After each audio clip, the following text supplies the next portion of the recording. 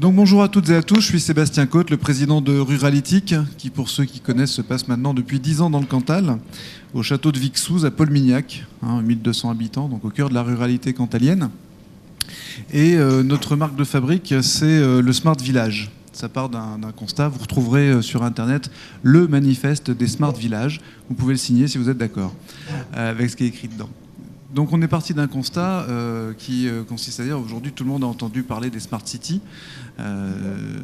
ou qui n'en a pas entendu parler, donc ça c'est putain de lever un, voilà il y en a deux, donc c'est un concept qui consiste à vous dire bonjour monsieur Colomb, je m'appelle Toshiba, si vous avez 1 milliard d'euros, je vais soulever votre ville et mettre tout un tas de tuyaux, elle va devenir intelligente votre ville. Puis c'est la ville IBM à Nice, chez monsieur Estrosi, et puis c'est la ville Cisco à Songdo. Voilà, moi je suis allé il y a 3 ans, c'est à côté de Séoul, c'est à côté de l'aéroport de Séoul et c'est juste flippant parce qu'on réinvente les villes nouvelles, c'est-à-dire que c'est des villes qu'on imagine sans les gens dedans.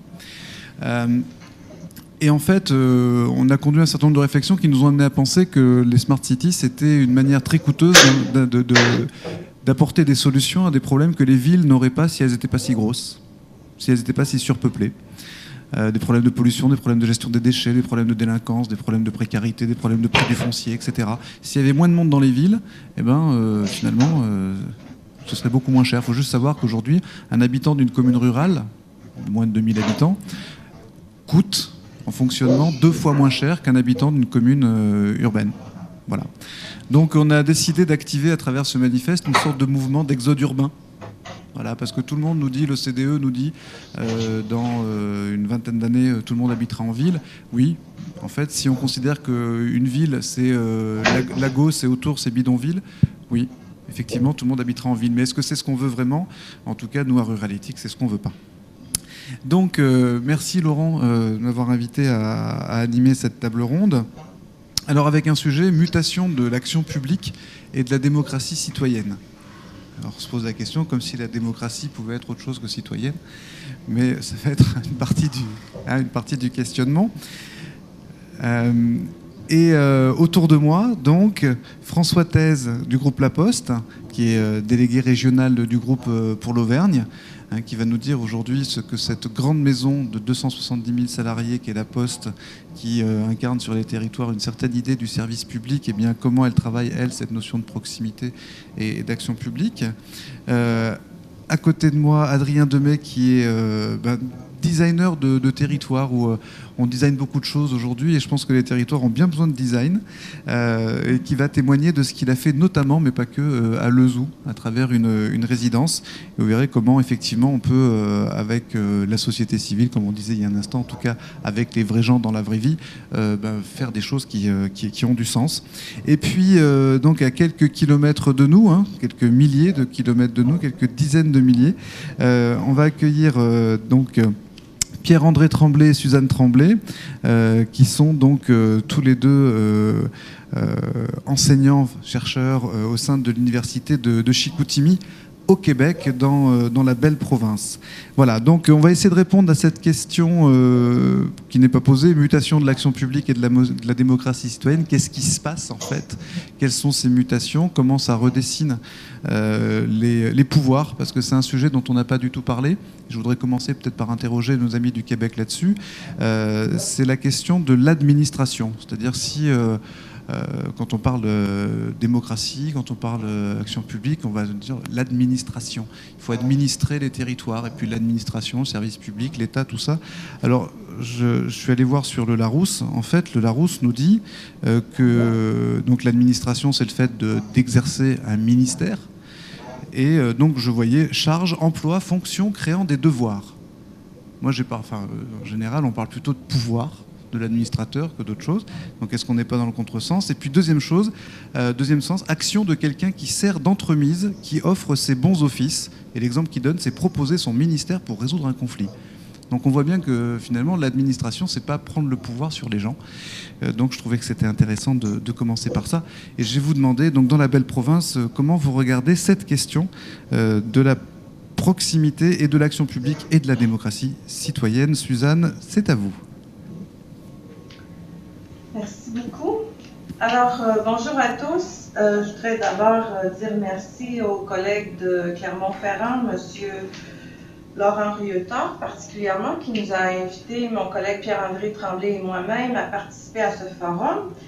Donc aujourd'hui, on va vous faire une petite présentation sur un cas qui se situe au centre-ville de Chicoutimi et qui porte sur la revitalisation intégrée et la proximité sociale et spatiale dans les quartiers centraux d'une ville moyenne comme celle de Saguenay, avec le cas de l'organisation de l'écoquartier.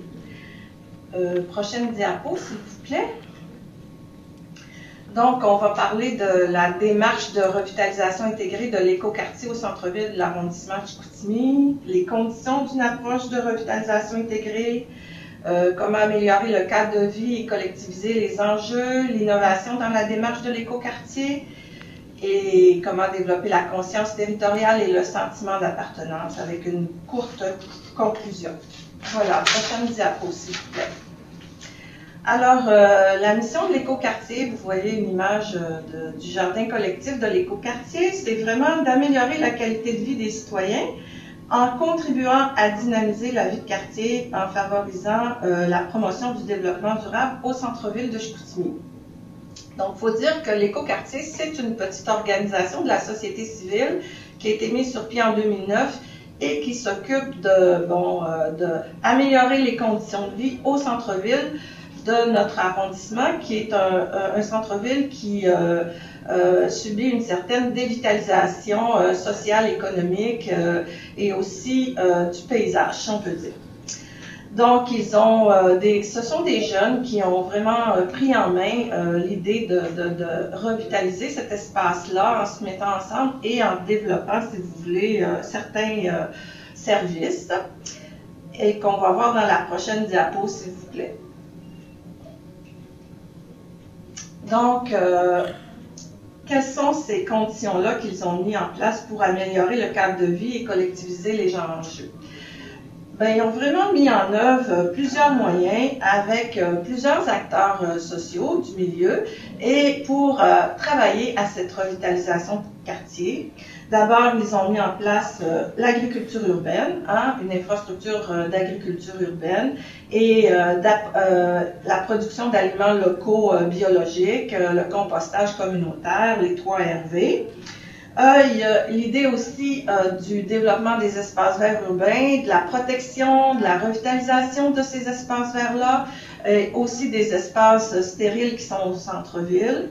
Il y a la promotion des transports actifs et alternatifs, l'amélioration de la sécurité alimentaire des citoyens, parce qu'il y a beaucoup de citoyens qui sont appauvris, qui vivent au centre-ville de Chicoutimi, donc l'idée de travailler sur la question de la sécurité alimentaire est très importante.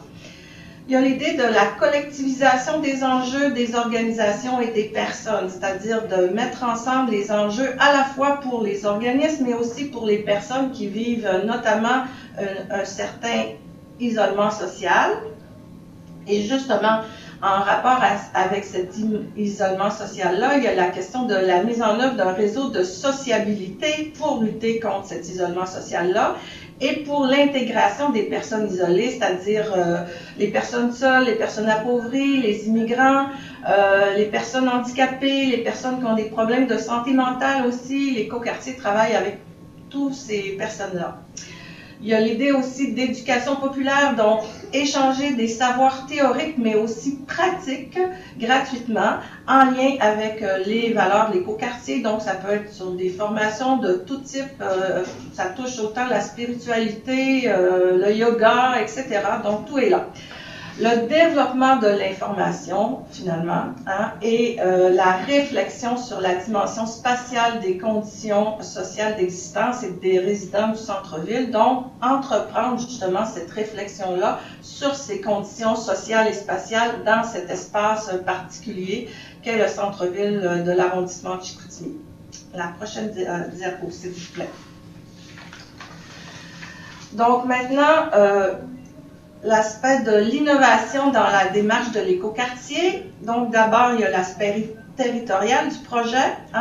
Le territoire du centre-ville est considéré comme un milieu de vie à transformer dans une perspective écologique.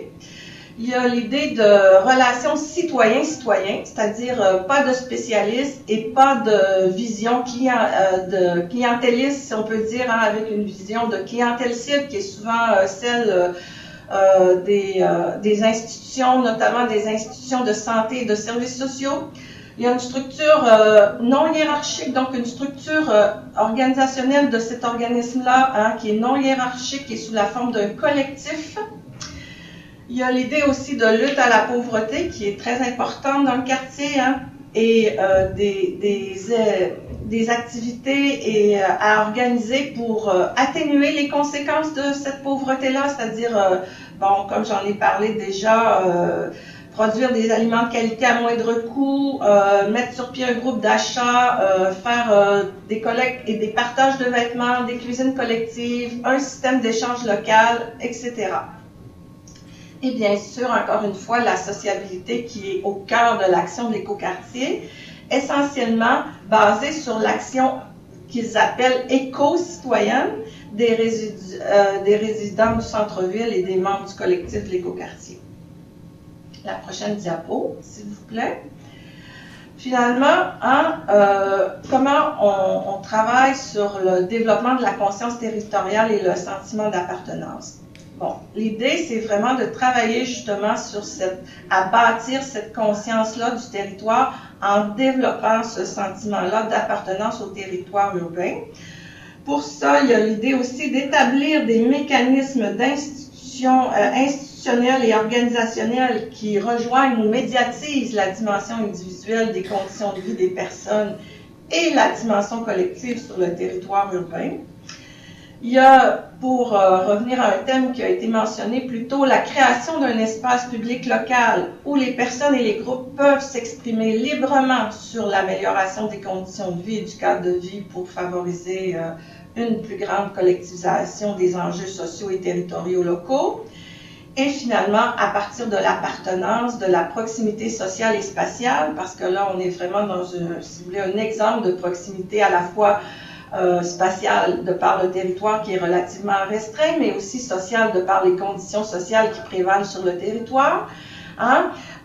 Il s'agit de vraiment collectiviser les enjeux sociaux et territoriaux pour tenter d'atteindre un véritable projet de revitalisation intégrée qui pourra éventuellement émerger dans le centre-ville d'une ville moyenne comme celle de l'arrondissement de Chicoutimi. Prochaine diapo, s'il vous plaît. Donc, en conclusion, l'expérience de l'écoquartier du centre-ville est un exemple d'expérience de revitalisation intégrée qui s'est développée dans notre ville, à Saguenay, à Chicoutimi. L'approche de la revitalisation intégrée qui associe à la fois recomposition du lien social, proximité sociale et spatiale, économie sociale, développement social et aménagement urbain écologique est en voie d'essaimer dans certaines villes moyennes du Québec ainsi qu'au Saguenay-Lac-Saint-Jean. La création d'espaces publics participatifs est encore à développer, mais cela apparaît comme un incontournable pour aller vers une expérience véritablement intégrée. Et bien sûr, ces expériences sont à suivre. Je vous remercie beaucoup pour votre attention. Merci, on vous applaudit ici. Merci Suzanne. Quelques questions autour de cette expérimentation. Aujourd'hui, la prise de décision, parce que c'est aussi de ça qu'on parle, la prise de décision de lancer cette expérimentation, comment elle s'est faite, qui était à la manœuvre? Est-ce qu'on est sur une initiative municipale? Est-ce qu'on est sur une démarche qui s'est autogénérée? En fait, c'est parti d'un autre organisme de la société civile qui s'appelle Eureco et qui travaille à un organisme environnemental. Et une chargée de projet qui travaillait à Eureco a eu l'idée et a pris l'initiative d'essayer justement de démarrer ce groupe-là de l'écoquartier. Donc, c'est vraiment généré par un autre collectif de la société civile dans la ville de Chicoutimi. Et quelle a été la volonté? Oui, Pierre-André, pardon. Avec une volonté très nette de tenir à distance les institutions politiques, qu'elles soient municipales ou provinciales. Le Canada est une fédération de provinces. Et volontairement, le refus de subventions de la municipalité ou des divers ministères québécois pendant un certain temps. Pendant un certain temps, oui. C'était au cœur des efforts du groupe. J'ai pas bien compris. Ouais. Le fait de la participation des politiques à ce projet-là, ça a été de refuser des subventions, c'est ça? Ben, c'est-à-dire qu'au départ, oui, on voulait se distancier des institutions publiques et politiques. D'accord. Bon, depuis ce temps-là, c'est en 2009, hein, on est à la fin de 2015, ça fait presque 7 ans maintenant. C'est sûr qu'aujourd'hui, ça a évolué, là, puis qu'aujourd'hui, ils acceptent les subventions, mais au départ, il y avait vraiment cette idée-là. Oui, je vais vous transmettre une question ici. Enfin, peut-être qu'avec le micro, on va vous entendre directement. Donc, une question pour vous deux. Vous répondez à une des questions que je vais poser, c'est-à-dire quand est-ce qu'a démarré l'action. Et ce qui m'intéresse de savoir, c'est que vous avez maintenant à peu près 6-7 ans d'expérimentation. Est-ce que vous avez pu évaluer les changements et les effets induits auprès des habitants? Ben, en fait, il n'y a pas eu de recherche évaluative sur cette expérience-là. C'est sûr que je pense que les changements, c'est beaucoup au niveau de, si vous voulez, justement des rapports de proximité qui se mettent en place entre les gens de l'écoquartier, entre les membres de l'écoquartier, mais aussi à l'intérieur même du centre-ville de Chicoutimi. Parce que les infrastructures, entre autres du jardin collectif, sont très visibles dans le centre-ville. L'idée de planter des arbres, revaloriser les espaces verts aussi, c'est des actions qui sont visibles de la part de l'écoquartier. Donc, c'est dans ce sens-là qu'il y a des changements sociaux.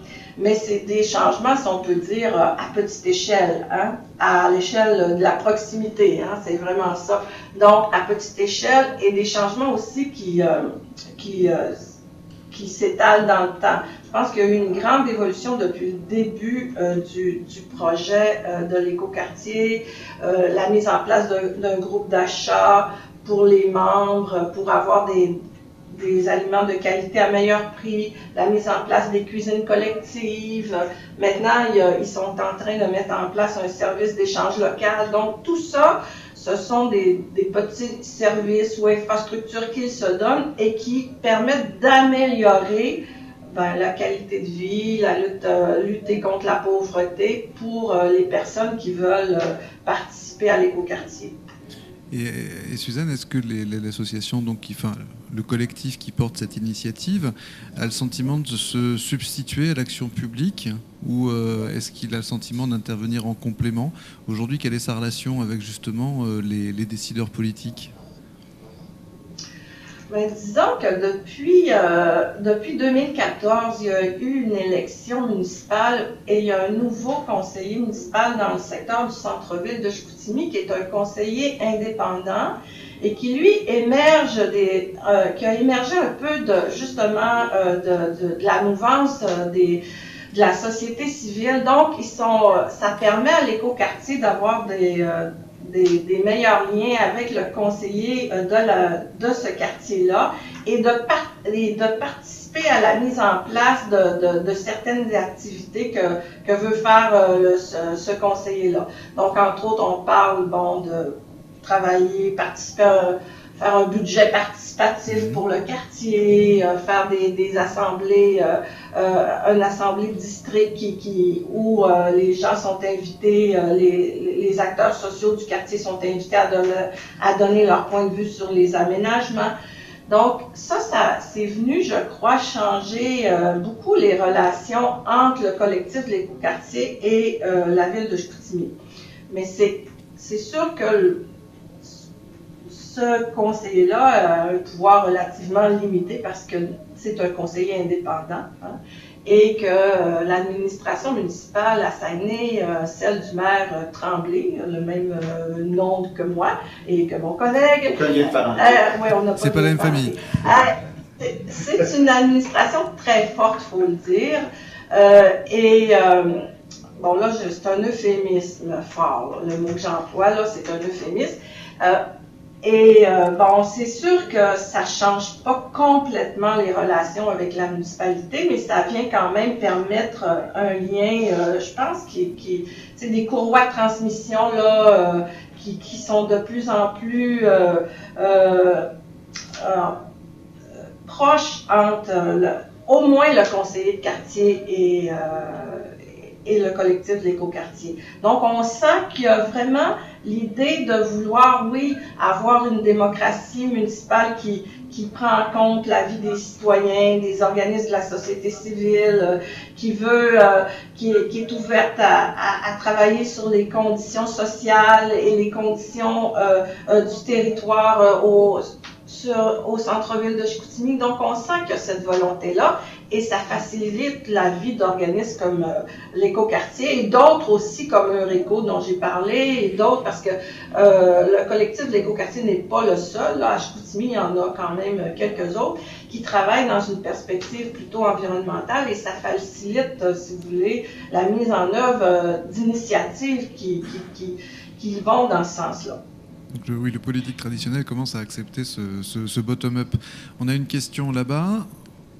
Oui, je monte du doigt, ça vous dit rien, vous, là-bas, à Chicoutimi, mais c'est parce qu'il est là-bas, monsieur.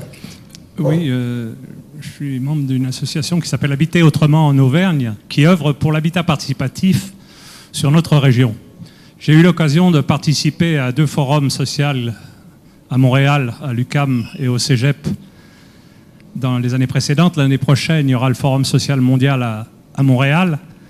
Et je profite de l'occasion qui m'est donnée de converser avec vous pour vous dire que cette question de l'habitat participatif que vous avez déjà expérimenté depuis longtemps au Québec à travers les coopératives d'habitants et aussi, comme vous êtes en Amérique du Nord, la question des Community Land Trust qui découplent le foncier de l'habitat.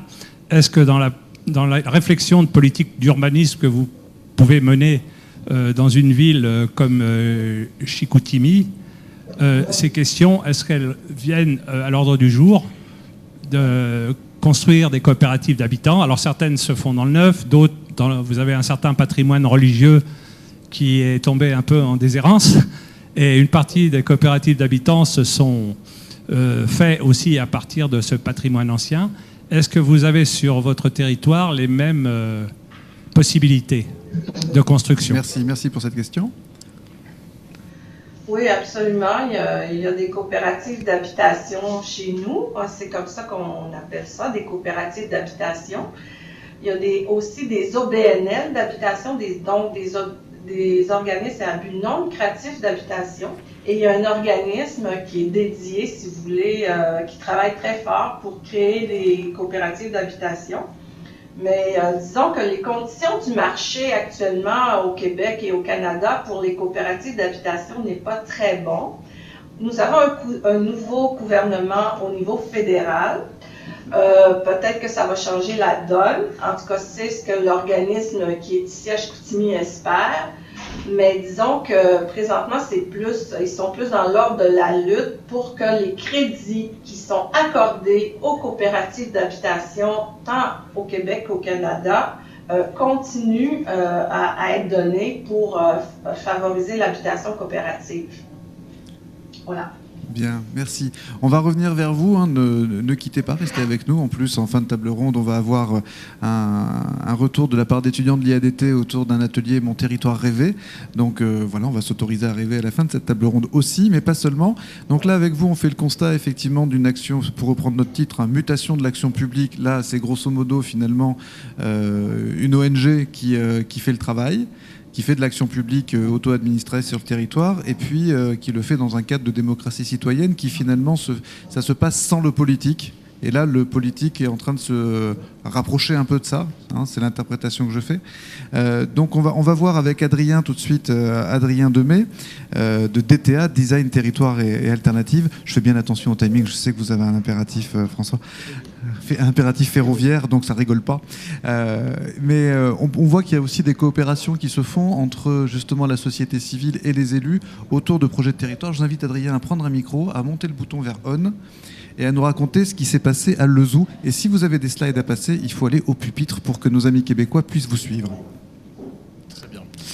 Je me présente peut-être rapidement. Adrien Demet, donc effectivement, je suis designer, je ne suis pas chercheur, donc j'ai pas grand-chose à afficher là normalement. Parce que je viens d'une école... Mais vous êtes le bienvenu. Merci, c'est sympa. Je viens d'une école qui s'appelle l'École nationale supérieure de création industrielle, donc j'étais plutôt destiné à travailler dans les entreprises et dans l'industrie. Mais en fait, on a fait plutôt une double bascule, c'est-à-dire qu'on est passé du design de produit au design de service. Donc c'est une approche un peu plus globale, où on se dit que finalement, le produit, c'est peut-être une des solutions, mais peut-être qu'il y a aussi de l'aménagement, peut-être qu'il y a aussi de l'interface, peut-être qu'il y a aussi de la ressource humaine, etc. Et que tout ça, c'est à mettre dans un projet. Et puis l'autre bascule, c'est pas de travailler pour les entreprises, mais c'est de travailler plutôt pour les collectivités ou des associations. Juste pour présenter un peu le collectif, parce qu'on est 3 designers justement, à avoir viré un peu notre cutie comme ça. J'ai un collègue qui est dans le fin fond du Finistère, un autre qui est dans le Clunisois, et puis moi je suis dans le fin fond de la Creuse. Donc pour vous dire aussi que notre particularité, c'est de travailler plutôt sur des territoires ruraux, même si on ne fait pas que ça. Et puis je vais vous présenter quelque chose de concret, parce que voilà, je suis designer, donc je ne suis pas un grand orateur, parce que je travaille plus avec l'image. Une expérience, ce qu'on appelle un territoire en résidence. Donc c'était une des interventions du programme Territoire en résidence de la 27e région, qui est une association qui est financée entre autres par l'Association des régions de France, donc qui se veut être une sorte de laboratoire d'innovation publique. Et donc en fait le principe du programme Territoire en résidence, c'est on va travailler sur des sujets qui sont dans le champ de compétences de la région. Alors c'est les transports, c'est les lycées par exemple, mais on ne va pas le travailler avec des spécialistes, on va le travailler avec des équipes pluridisciplinaires sur le terrain. Donc c'est ce qui s'est passé par exemple à Lezou. On a travaillé sur l'avenir des médiathèques, donc une équipe pluridisciplinaire, puisqu'on était, il y avait une sociologue et médiatrice culturelle qui fait partie, qui est directrice de l'association de l'air que vous connaissez peut-être. Il y avait coupure. Et puis il y avait, on était donc 2 designers et puis quelqu'un qui faisait du récit de vie. Et donc le principe des résidences, c'est 3 fois une semaine. Donc là, c'était sur la communauté de communes d'Or et Allier, plus particulièrement sur la commune de Lezou. Donc vous connaissez Lezou, à peu près à mi-chemin entre Clermont et Thiers. Donc une ville qui récupère pas mal d'habitants. Voilà, la montagne thiernoise qui se vide, les Clermontois qui partent trouver un peu de terrain et des maisons pour leur famille. Donc ça devient un peu la 3e couronne de Clermont. Donc c'est une commune qui doit faire pas loin de 17 000 habitants maintenant. Et donc il y a plusieurs petites bibliothèques municipales, dont une à Lezou qui était vraiment pas très grande. Ça s'est fait en partenariat avec la médiathèque départementale du Puy-de-Dôme, avec le Transfo, donc l'agence culturelle de la région Auvergne, donc la 27e région, et puis la communauté de communes. Donc la première semaine, je vous le raconte un peu comme des vacances, avec des photos de vacances. La première semaine, c'est vraiment une semaine d'immersion. Il s'agit de comprendre un petit peu le territoire, de comprendre un peu les besoins, les attentes. Donc voilà, notre quartier général, c'est ce que vous pouvez voir ici. En fait, c'est l'Office du tourisme qui a abandonné la moitié de l'année, donc on en profite à ces moments-là pour afficher des choses, faire des réunions publiques dans ces endroits-là. Puis d'ailleurs, on commence souvent, la première semaine, on l'avait commencé par vous connaissez le principe des Pechakucha, où en gros on présente une dizaine de projets en moins d'1 heure. Et donc là, on avait demandé à des acteurs du territoire de venir présenter un projet qui avait changé leur vision de la lecture publique et de la médiathèque. Donc du coup, c'était l'occasion de se faire dès le premier soir une petite culture commune avec tous les gens qui ont bien vu venir. Là, il y avait par exemple une 50aine de personnes à cette soirée-là. On va voir plein de gens, alors les médiathécaires bien sûr, mais aussi des particuliers qui ont des livres chez eux. D'ailleurs, voilà, un petit calcul tout bête, mais on dit qu'il y a en moyenne 256 livres par foyer. Donc c'est une moyenne nationale. Tout le monde n'a pas 256 livres, il y en a qui en ont 5000, il y en a qui en ont 10, en comptant le télémagazine. On a vu que notre ami du Brésil tout à l'heure en avait un paquet derrière lui. Oui, ça va, il doit augmenter sérieusement la moyenne. Et du coup, en faisant un petit calcul tout bête, on se rend compte que sur la communauté de communes, il y a par exemple 1 400 000 livres. Donc c'est beaucoup plus que ce que pourra jamais avoir la médiathèque départementale, par exemple. Donc voilà, on récolte des informations, on écoute un petit peu les gens. Là, vous avez quelqu'un, c'est un particulier qui est fan pêche au filet, truc très très rare. Il n'y a plus beaucoup de représentants de son espèce qui sont encore capables de faire ça. Voilà. Deuxième semaine, on revient là plutôt avec des hypothèses en tête. Et donc la première soirée, c'est pareil, c'était l'occasion de présenter ces hypothèses et puis d'expliquer aux gens qu'on pourrait peut-être commencer à les expérimenter, ces hypothèses, donc à produire du prototype. Ouais, on est designer, donc on dessine, on esquisse et on essaie de prototyper les choses pour les mettre un peu dans les pattes des usagers. Donc vous voyez par exemple ici, ça c'est une médiathèque itinérante, ça c'est pour tester une hypothèse qui est celle de les petites bibliothèques de village. Donc quand on se retrouve dans des hameaux de 500 habitants par exemple, qu'est-ce que ça change d'avoir une médiathèque dans la plus grosse ville de la communauté de communes? Est-ce qu'elles ont encore raison d'être, ces petites bibliothèques communales? Elles ont 300 bouquins, il y a un bénévole qui vient le mercredi après-midi pendant 4 heures. Est-ce que c'est encore intéressant? Et du coup, on s'est servi de ça un peu comme un support en se disant, finalement, la force de ces petits bibliothécaires bénévoles, ces petites bibliothèques, c'est pas tellement leur fond de livre, c'est pas tellement le lieu, souvent c'est une étagère vers la mairie ou quelque chose comme ça. C'est plutôt le fait que c'est un élément de proximité, pour reprendre le terme qui est à la mode apparemment aujourd'hui. Donc c'est des gens qui connaissent très bien le goût des habitants, qui connaissent très bien aussi les habitants. Ils connaissent le passionné de jardinage, ils connaissent le passionné d'astronomie. Et ça, c'est hyper riche pour une médiathèque plus centrale, de se dire, on a des gens qui sont capables d'aller pêcher des ressources qui ne sont pas des livres, qui ne sont pas des DVD, qui ne sont pas des CD, mais qui sont des ressources humaines, des connaissances. Et ça, c'est hyper riche. Et du coup, avec ça, on peut faire ce qu'on appelle non pas du multimédia, mais de l'intermédia, c'est-à-dire faire dialoguer à la fois des livres et des gens, des livres et de la musique, du récit, etc. Vous avez par exemple ici, on ne le voit pas très bien du coup, mais c'est une cabine de téléchargement 24/24. Ça, c'était pour tester 2 autres hypothèses. Celle de l'ouverture de la médiathèque. Il y a beaucoup d'élus qui nous disent le zoo, il n'y a pas grand-chose à faire, il n'y a même pas un bar d'ouvert le dimanche après-midi, ça serait bien que ça soit ouvert le week-end.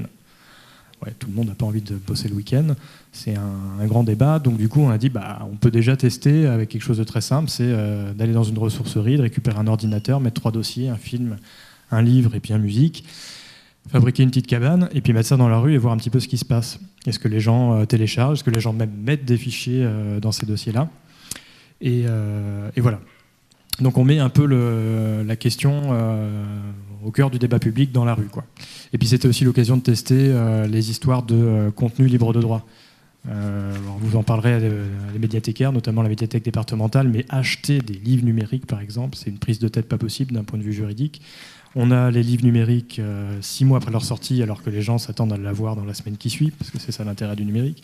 Donc pour eux, c'est énormément de soucis, énormément d'argent. Donc là, on l'a testé avec des contenus libres de droit, soit parce que tombé dans le domaine public, parce que plus de 70 ans, plus de 50 ans, ou soit parce que, je vais faire court, hein, soit parce que produit justement sous des licences libres. Je vous passe un petit peu les autres protos, les autres expérimentations, mais on travaille beaucoup comme ça, quoi, en testant avec les usagers, en posant les questions, en incarnant, quoi. Et comment les élus sont associés à cette démarche? Ils viennent participer à ces travaux-là? Ils vont nous donner une sorte de carte blanche ou En général, quand les élus appellent, là, c'est un peu un appel à l'aide, quoi. Là, non, allô, la 27e région? Oui, c'était un peu ça. Non, là, c'est un peu différent quand même. C'était des élus qui avaient la forte envie de faire un équipement culturel qui soit à la taille et à la dimension de la future communauté de communes qui allait en s'agrandissant. Et puis à côté de ça, des partenaires de cette communauté de communes, comme le Transfo, comme la médiathèque départementale, qui se disent tiens, c'est peut-être l'occasion d'en faire un petit laboratoire, c'est-à-dire que si on y passe un petit peu plus de temps et qu'on y met quelques compétences complémentaires, on peut peut-être aller un cran plus loin, et puis nous, on va en apprendre aussi sur notre fonctionnement. D'accord. C'était un peu ça l'idée. Mais du coup, c'était aussi des gens qui étaient là comme simples citoyens ou comme représentants de leur petite commune ou de leur communauté d'intérêt. Je passe vite avec les histoires de Bibliobox et compagnie. Oui, alors l'intérêt aussi de prototyper, c'est ça. C'est-à-dire que non seulement on pose la question, on la met dans l'espace public, mais aussi c'est l'occasion, là on avait fait la première soirée, on avait dit tiens, on aimerait bien expérimenter ça. Est-ce qu'il y a des gens qui sont disponibles mercredi pour nous aider à découper des planches, pour nous aider à faire un peu de programmation ou à récupérer des tutos quelque part? Et donc ça implique les gens. C'est-à-dire que là on avait la médiathèque départementale qui regardait un peu tout ce qu'on faisait d'un œil sympathique mais sans trop comprendre où on voulait aller. On ne savait peut-être pas trop où on allait non plus d'ailleurs. Mais là, ils sont venus passer 2 jours complets avec nous, à bricoler une pirate box, etc. Donc non seulement ça a fait avancer le projet, mais eux, ils sont aussi mieux compris les enjeux en mettant un peu les mains dans le cambouis. Et pareil pour les habitants, les gens qui sont venus prêter des outils, donner un coup de main. C'est un peu ça l'état d'esprit. Et puis, voilà, je fais vite, mais on arrive un peu à la 3e semaine, qui est une semaine où on essaye de synthétiser un petit peu tous ces enseignements-là, et puis de les mettre un peu en cohérence. Et donc là, ça a pris une forme un peu particulière, c'est ce qu'on a appelé un plan d'usage. Donc c'est pas un plan d'architecte, loin de là, c'est tout à fait disproportionné, c'est très caricatural, mais ça permet de montrer un peu la vie et les pratiques des gens possibles, et en tout cas souhaités dans ce lieu-là. Donc vous voyez par exemple qu'il y a une espèce d'amphithéâtre extérieur, que la place des savoir-faire, des pratiques, elle est hyper importante, que les fonds participatifs aussi prennent beaucoup de place là-dedans. Et c'est aussi un outil de dialogue entre le chef de projet, donc qui allait être le futur directeur de la médiathèque, et l'architecte qui allait venir après. Donc nous, en fait, c'est un peu ça, on a intervenu entre les programmistes qui sont là, enfin je caricature un peu, mais pour dire il faut tant de mètres carrés pour la jeunesse, tant de mètres carrés pour les romans, etc. Et puis l'architecte qui transforme tout ça en lumière, en espace, en couleur. Donc il s'agissait de définir un petit peu les usages. Voilà, je vais faire court, je m'arrête là, et puis je peux répondre à vos questions. Merci Adrien, on vous applaudit.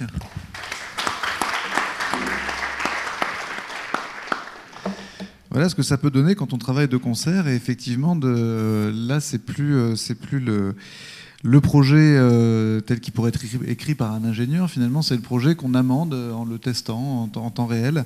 Voilà, c'est une démarche qui, effectivement, j'imagine, porte ses fruits. Elle en est où, cette médiathèque ? Alors, il y avait des petits soucis de fouilles archéologiques. Le zoo, c'est la poterie, comme vous le savez. Donc, ça met un peu de temps. Mais en fait, c'est plutôt profitable au projet. C'est-à-dire qu'il y avait 2-3 ans de travaux. Là, je pense qu'on va plutôt en être à 4-5 ans. Enfin, 4 ans en tout cas. Mais le chef de projet, lui, il prend ça plutôt comme une opportunité. C'est-à-dire qu'il se dit que toutes les expérimentations qui ont été menées, puis c'est ce qu'il est en train de faire, il les poursuit et puis il en invente d'autres avec son équipe qui s'est étoffée. Et le but du jeu, en fait, c'est de dire c'est pas parce que la médiathèque, elle n'est pas encore sortie de terre qu'elle n'existe pas. Vous pouvez aller sur Facebook, vous regardez, il y a un compte de la médiathèque intercommunale. Regardez un peu les images, les textes, etc. Vous avez l'impression qu'il y a une vraie médiathèque qui existe, en fait. Il s'est bien débrouillé pour ça. Et lui, son objectif, c'était aussi de dire j'ai 2-3 ans là pour aller attraper des publics qui viennent jamais à la médiathèque. C'est-à-dire qu'il y a à peu près 18% de la population en moyenne qui vient à la médiathèque, qui est inscrit à la médiathèque. Donc là, il a du temps pour aller chercher ces gens-là, chose qu'il ne pourra peut-être pas faire qu'une fois que la médiathèque sera construite. Une autre question, c'est qu'est-ce qui se passe dans ces animations, ces ateliers avec les citoyens ? Parce qu'il y a un mot qui a été lâché en fin de table ronde tout à l'heure par Jean Cornelot, et je le remercie, c'est la question de l'appartenance, parce qu'on parle de proximité, mais être proche les uns des autres, moi je suis très fier, je suis très proche de mon frère qui habite à New York, et pour autant il est loin.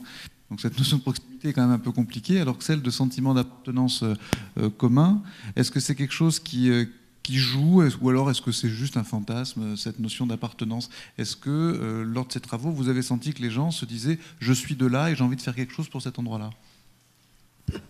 Peut-être pas forcément. Alors là, c'est un peu particulier parce que c'est un sujet, j'en ai sur un équipement culturel. Ouais.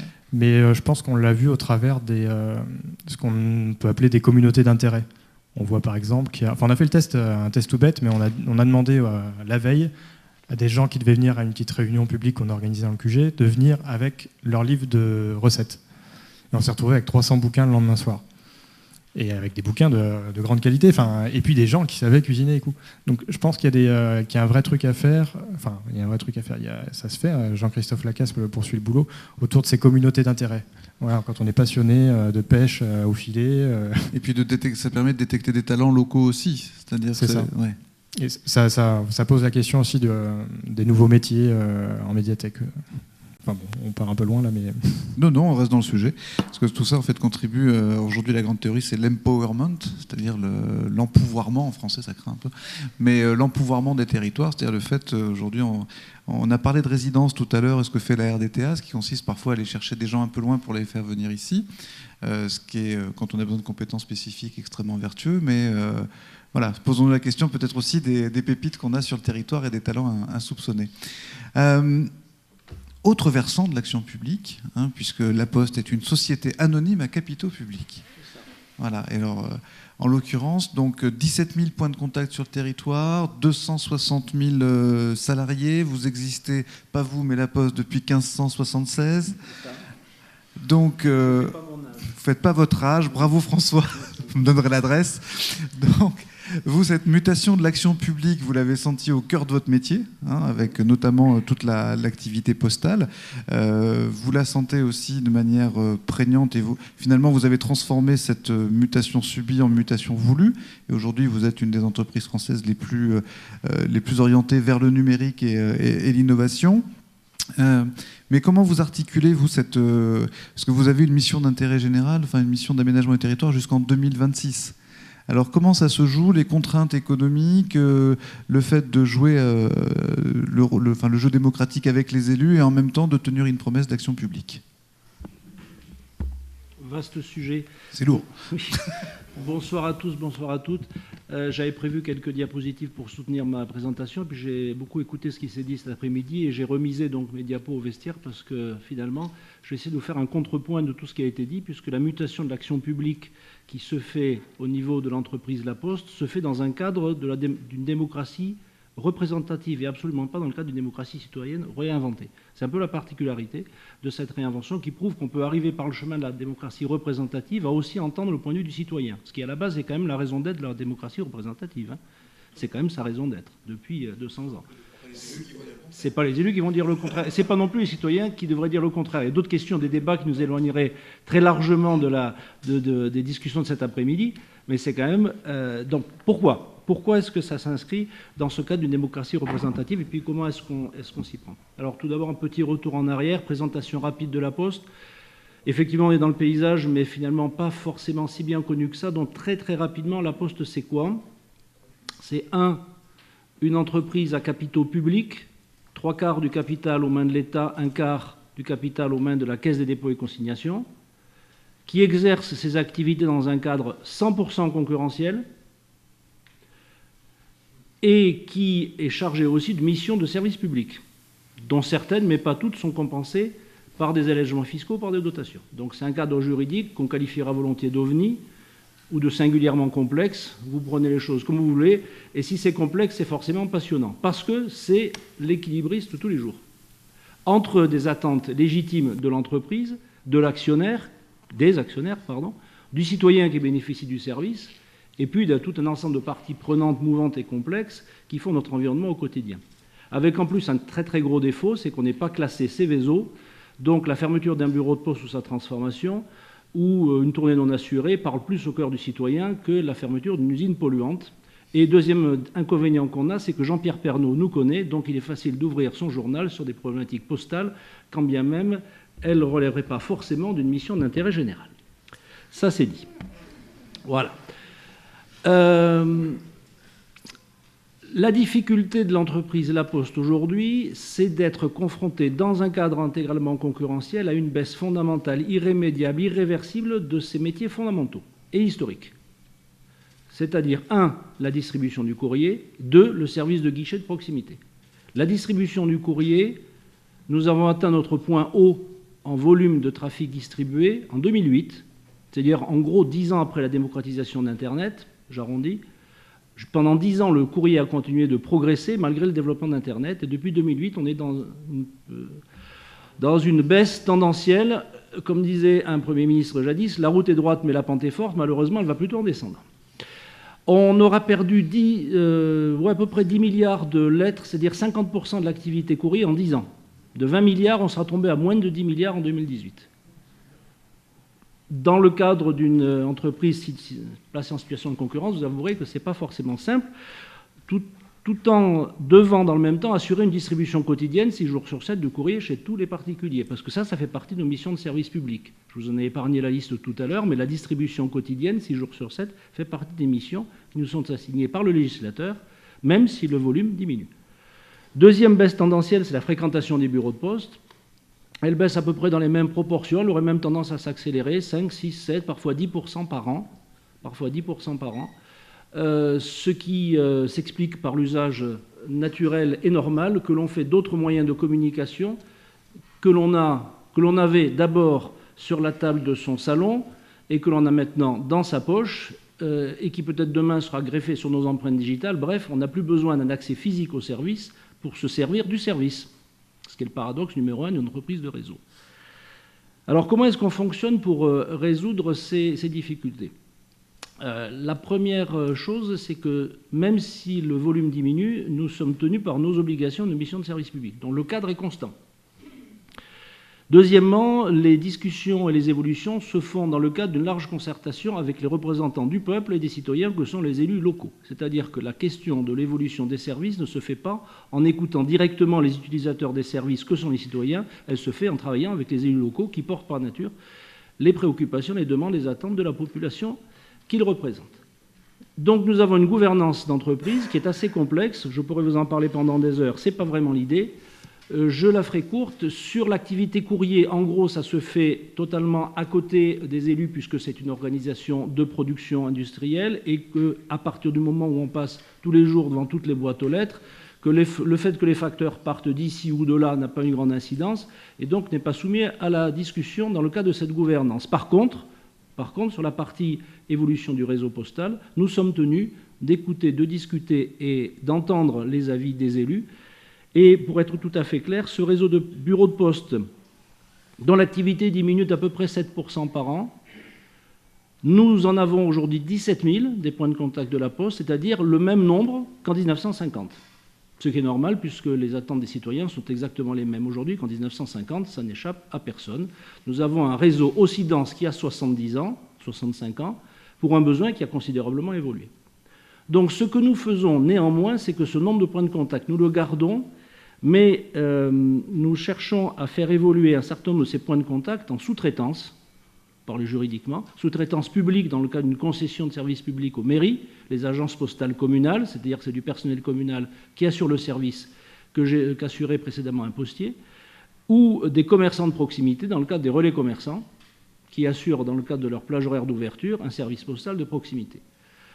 Sur les 17 000, il y avait il y a 10 ans 14 000 bureaux de poste et 3 000 agences et relais. Aujourd'hui, on a 9 500 et 7 500.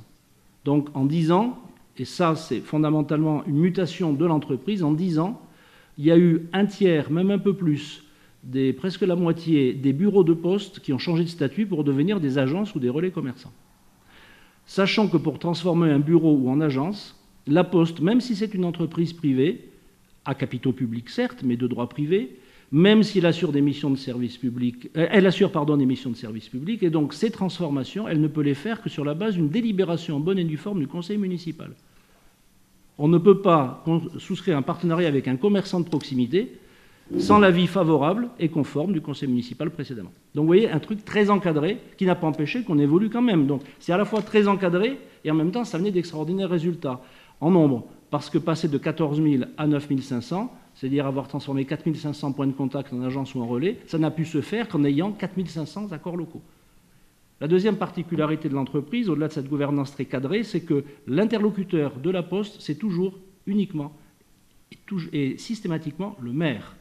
La Poste n'a pas intégré le fait intercommunal dans la gouvernance de ses missions. C'est peut-être la seule entreprise publique ou privée aujourd'hui qui est complètement le pied, vraiment les mains sur les manettes et sur cette réalité communale d'aujourd'hui. Les seuls interlocuteurs reconnus par la loi pour la Poste, pour ces évolutions, sont les maires. Les seuls.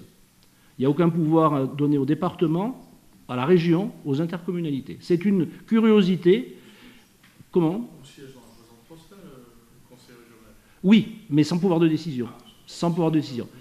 Sans pouvoir de décision. Les seuls dont l'avis conforme est requis, M. Roucan, vous avez raison, les seuls dont l'avis conforme est requis sont les conseils municipaux. Même pas les maires, les conseils municipaux.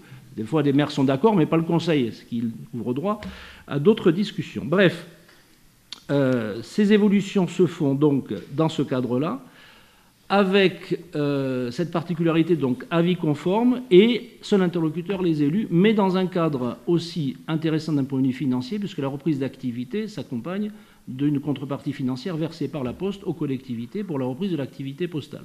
Aujourd'hui, quand la Poste transforme un bureau en agence postale en zone rurale, ou encore mieux en zone de revitalisation rurale, c'est plus de 1 000 € par mois versées par la Poste à la commune pendant 18 ans, indexées chaque année sur le coût de la vie.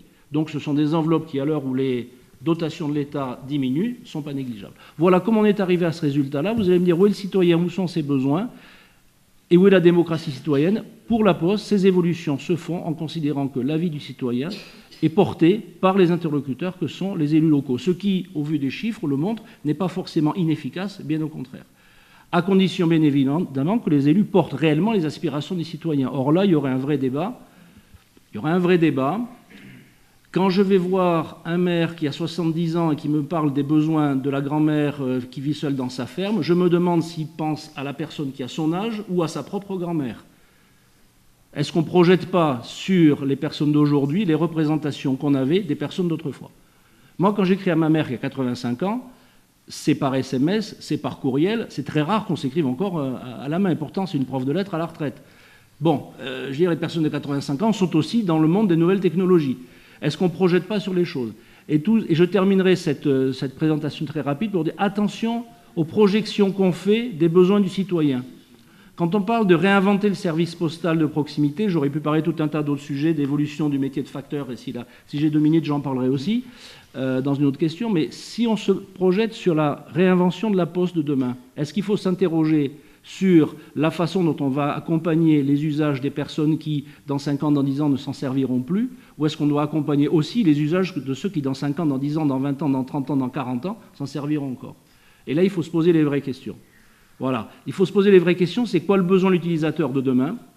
C'est quoi les besoins de l'utilisateur de demain? Et je vais vous donner un chiffre. Je ne vous ai pas abreuvé de chiffre, je vous en donnerai un seul. Il y a aujourd'hui 14% des citoyens qui vont à la Poste, physiquement, avec 2 jambes, ou un vélo, une voiture, un transport en commun, peu importe. Il y a 14% des citoyens qui vont moins souvent qu'une fois tous les 3 mois à la Poste. D'accord? Si on cible sur les 18-29 ans, c'est 32%. C'est normal.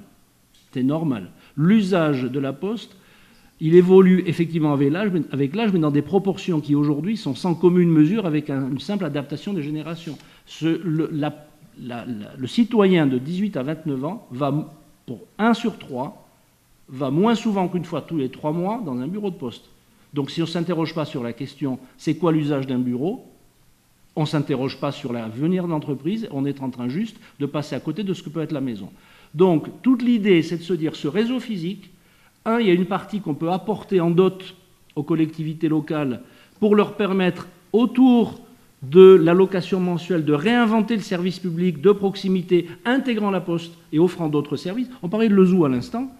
On est en train de travailler sur Péchadoire, sur la transformation du bureau en agence postale communale, avec Florent Monneron, qui est le président départemental par ailleurs de la commission de présence postale territoriale. On est en train de travailler parce que l'idée de récupérer le bâtiment et l'allocation qui va avec va faciliter la mise en œuvre de son projet de médiathèque intercommunale. La Poste, travaillant toute seule dans un bâtiment dédié, c'est juste plus possible. Amener, ça, la première évolution, c'est amener le service postal et les moyens financiers qui permettent de l'assurer en dot à une collectivité locale porteuse des aspirations et des besoins de la population pour lui permettre d'intégrer ce service dans un panier, parce que comme les Québécois, moi je dis panier et pas panel, dans un panier plus vaste, plus grand, plus garni de services à la population. Mettre 10 bâtiments les uns à côté des autres avec 10 services différents, c'est juste plus possible. Et la deuxième évolution, c'est l'inverse, c'est se dire le citoyen a besoin de services publics, le gouvernement a lancé son projet 1000 maisons de services au public, dont vous avez entendu parler certainement. Nous sommes allés voir la tutelle, l'État, en disant les 1000, vous les avez déjà. Il y a 1000 bureaux de poste, on peut accueillir des maisons de services au public sans difficulté. Faire des permanences d'autres opérateurs publics que la Poste dans un bâtiment postal, c'est tout sauf compliqué pour le coup.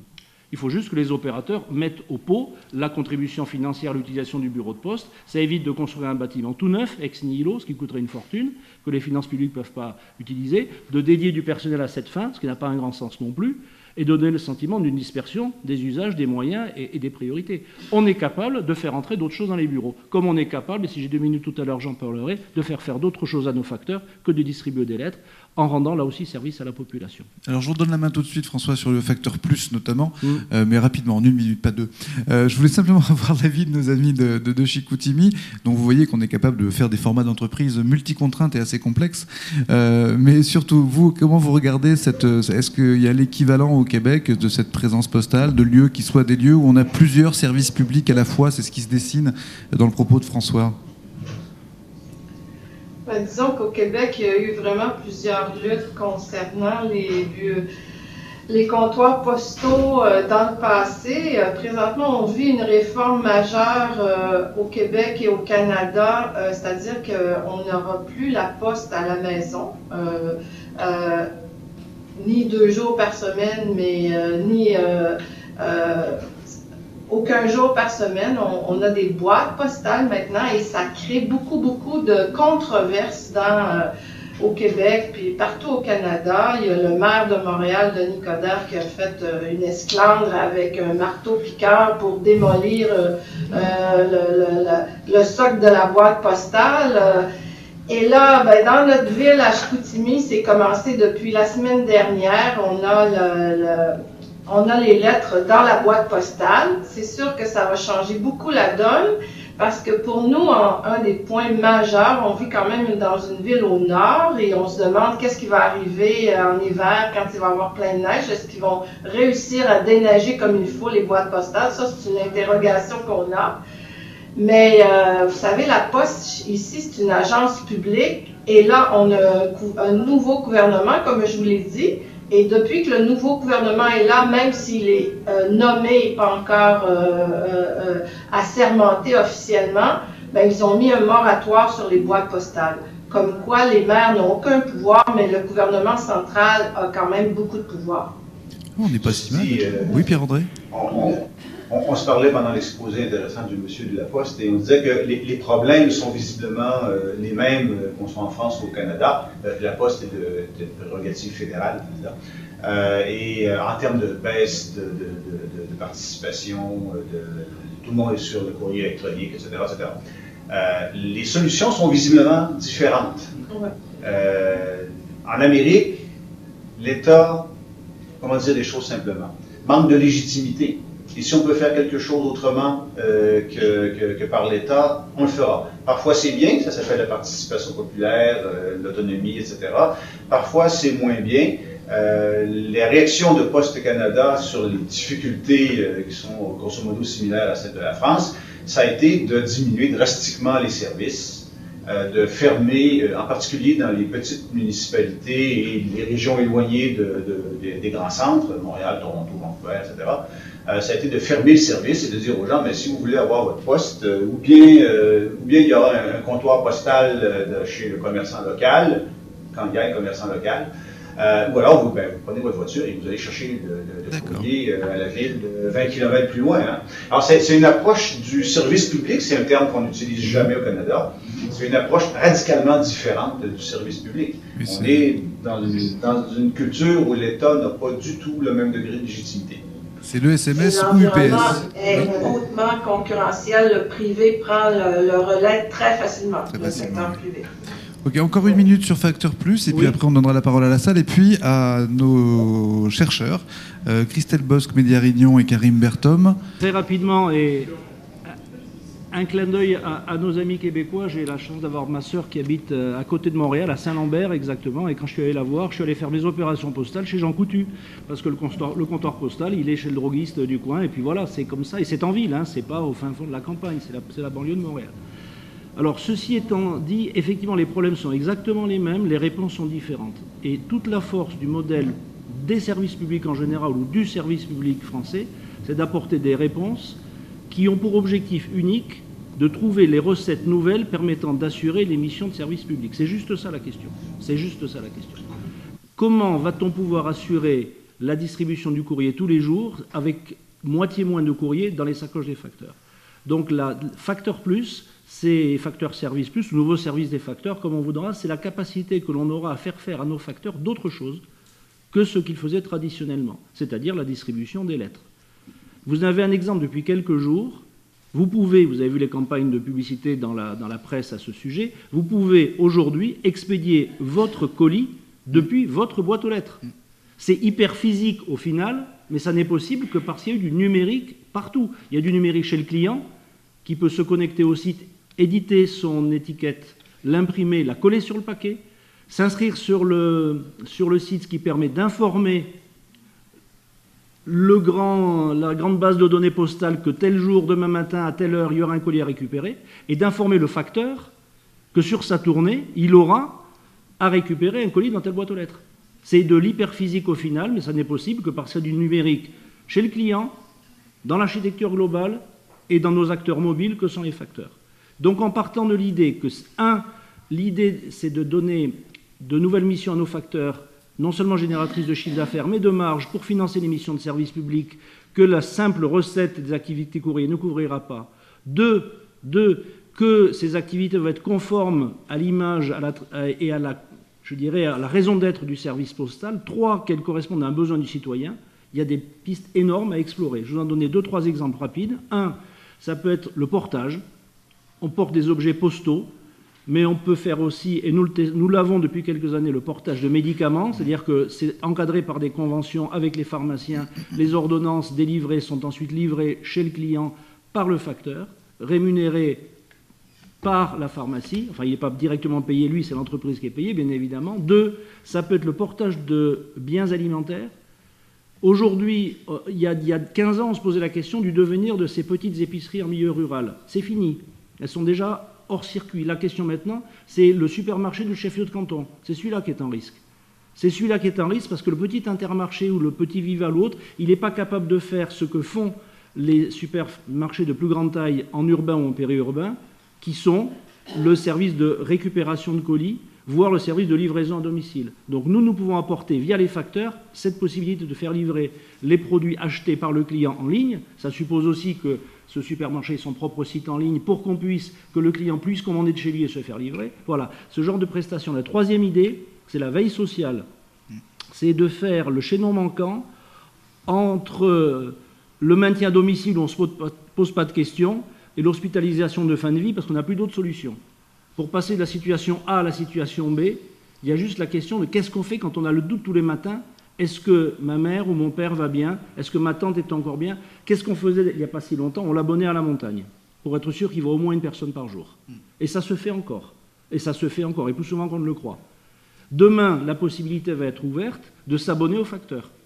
Ça ne coûtera pas un centime à la personne qui bénéficiera de la visite, ça coûtera à celui qui commandera la visite. Le jour où c'est ouvert, je parlais de ma mère tout à l'heure et de ses SMS, elle a 85 ans, elle est encore relativement valide, il y arrivera un jour où je me poserai la question, est-ce qu'il ne faut pas que j'envisage autre chose que le maintien chez elle? Et tant que j'aurai quelqu'un qui tous les jours passera et me dira « ça va, elle va bien aujourd'hui », je retarde d'autant la décision. Donc si on était capable de décaler de 3 mois ou de 4 mois la mise en maison de retraite, voire en hôpital pour les personnes très âgées, je vous laisse imaginer les économies qu'on peut faire globalement à la sécurité sociale. Donc si le citoyen peut s'abonner à ça pour des tarifs qui ne sont pas démesurés, qui permettent à chacun de bénéficier de ce service-là, voilà. Donc le portage, la livraison, la veille sociale et tout ce qu'on peut imaginer que les facteurs peuvent faire pour remplacer ce qu'ils n'ont plus dans la sacoche, qui s'appelle juste des lettres avec des timbres et dont le volume diminue de 7 à 10% par an. Et ce n'est pas parce que je vous ai dit qu'en 2018, il nous restera 10 milliards de lettres que ça va s'arrêter du jour au lendemain. Ça continuera. Ça sera 9, ça sera 6, ça sera 5, ça sera 3, ça sera 2. Et un jour, on se posera la question, comment on finance nos missions de service public si les recettes ne sont plus là pour les assurer? Voilà, très rapidement. Merci François. Je pense qu'on peut vous applaudir, ainsi qu'Adrien. Merci à nos amis de Chicoutimi. Donc je me présente, je suis Clémentine Auburtin de la Scope Culture Trafic. Et donc le métier de Culture Trafic, c'est d'impulser des démarches collaboratives et créatives pour favoriser l'innovation, développer les organisations et accélérer les projets.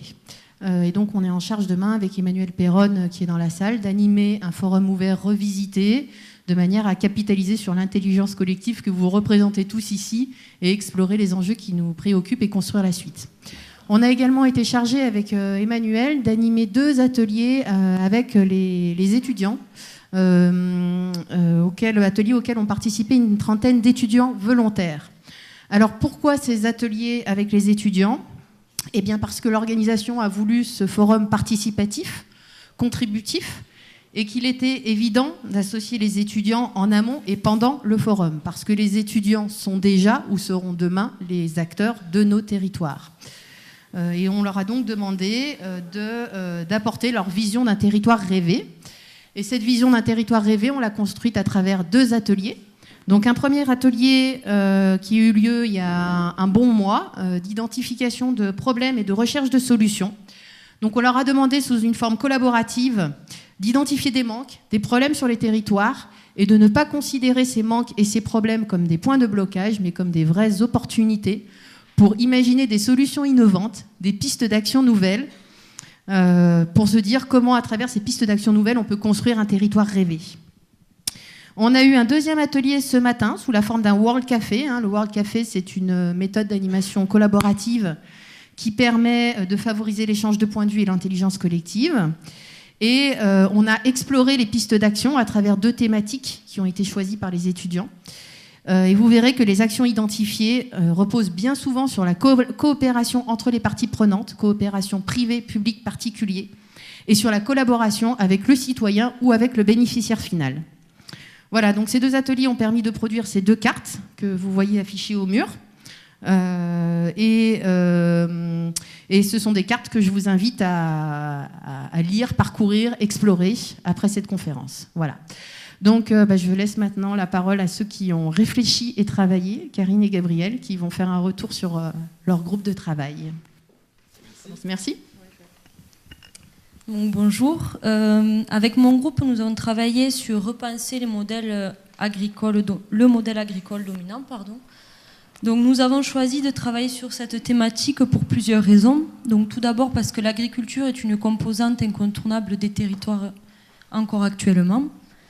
Et également puisque depuis quelques années, on assiste en fait à l'émergence de nouveaux modes de consommation avec une prise de conscience de par la population de la nécessité ou de la volonté de s'alimenter autrement, mais également en parallèle une prise de conscience de la crise écologique et de la nécessité de changer nos comportements. Donc c'est un petit peu à partir de là que nous avons souhaité travailler sur le modèle agricole, l'agriculture se trouvant à la croisée des enjeux environnementaux, économiques, sociaux et également territoriaux.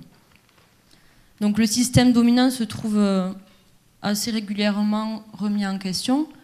Et donc, on est parti un petit peu sur cette thématique-là et sur les initiatives que l'on pouvait connaître. Donc, comme on vous l'a dit, pour mener à bien notre réflexion, le premier travail, ça a été un tour de table. Nous nous sommes tous assis ensemble et on a un petit peu discuté des projets que l'on connaissait, de ceux que l'on entendait par nouveau modèle agricole. Et ensuite, on a sélectionné 4 thèmes qui nous paraissaient importants ou rentrer dans des innovations. Le premier thème, c'était revoir la formation des professionnels, donc que ce soit au niveau du lycée ou plus tard, une fois que les agriculteurs sont installés, afin de pouvoir porter à connaissance les modèles alternatifs et durables qui existent actuellement. Donc pour les actions, si vous voulez après aller les voir, là je ne les ai pas détaillées. La seconde sous-thématique, ça a été la gestion du foncier.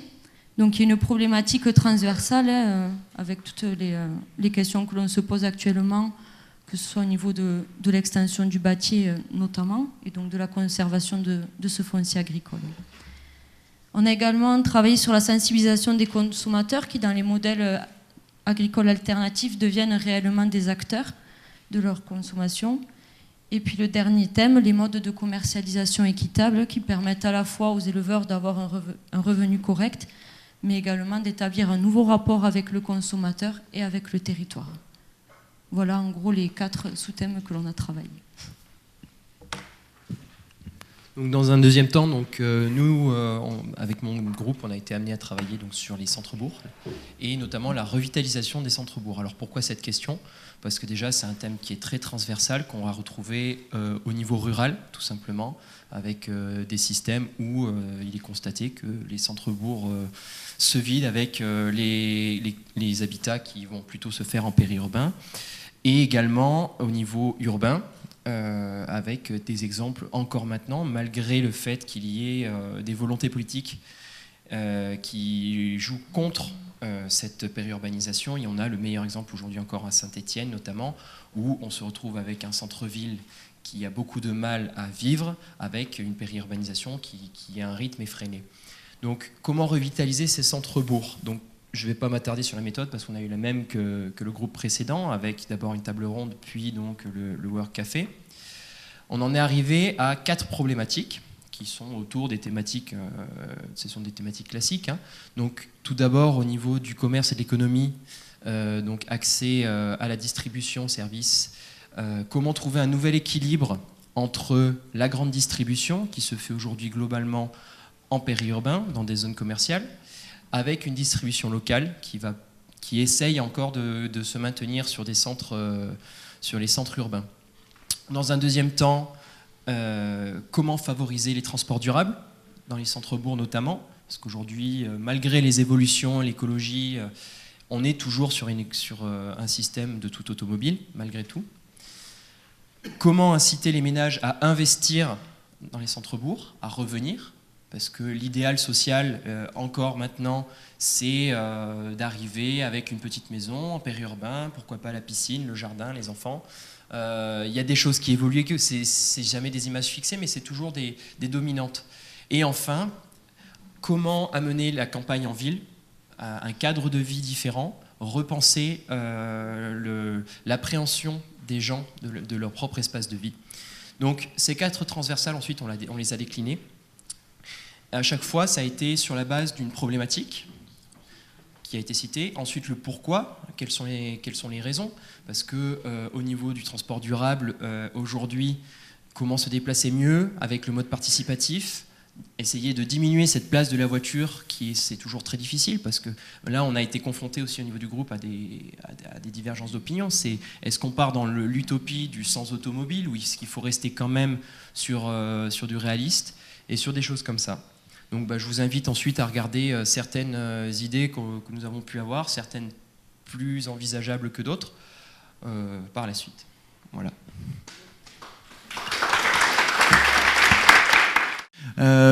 Et j'aimerais donc, pour conclure cette séquence, appeler vers moi Christelle Bosque, Mehdi Arignon et peut-être Karim Berthom qui était sous réserve. Berthomé. Merci d'être avec nous, Karim. Parce que c'était marqué sous réserve, mais c'est super que vous soyez là. Venez vers moi. Donc, qu'est-ce que ça vous a inspiré, ces échanges, ces débats qui commencent? Eh bien, c'est Christelle qui va commencer, parce que nous n'avons eu, depuis ce midi, nous n'avons eu que 2 intervenantes femmes, je vous signale, à savoir Suzanne et Karine. Et Christelle, donc voilà. D'accord. À vous l'honneur. Suivons une politique du genre. Okay. Voilà, c'est une proposition, c'est un acte de galanterie, mais je sais que parfois ça a un effet boomerang, la galanterie. Peu importe. Merci. Bonjour, alors donc je suis Christelle Bosque, certains d'entre vous me connaissent. Je suis maître de conférence en sciences politiques à VET AgroSup, Clermont-Ferrand. Donc alors plusieurs réactions sur ce que j'ai entendu dans cet atelier, peut-être aussi un peu couplé avec ce que j'ai entendu précédemment. Enfin, le but c'est quand même de réagir surtout sur celui-ci.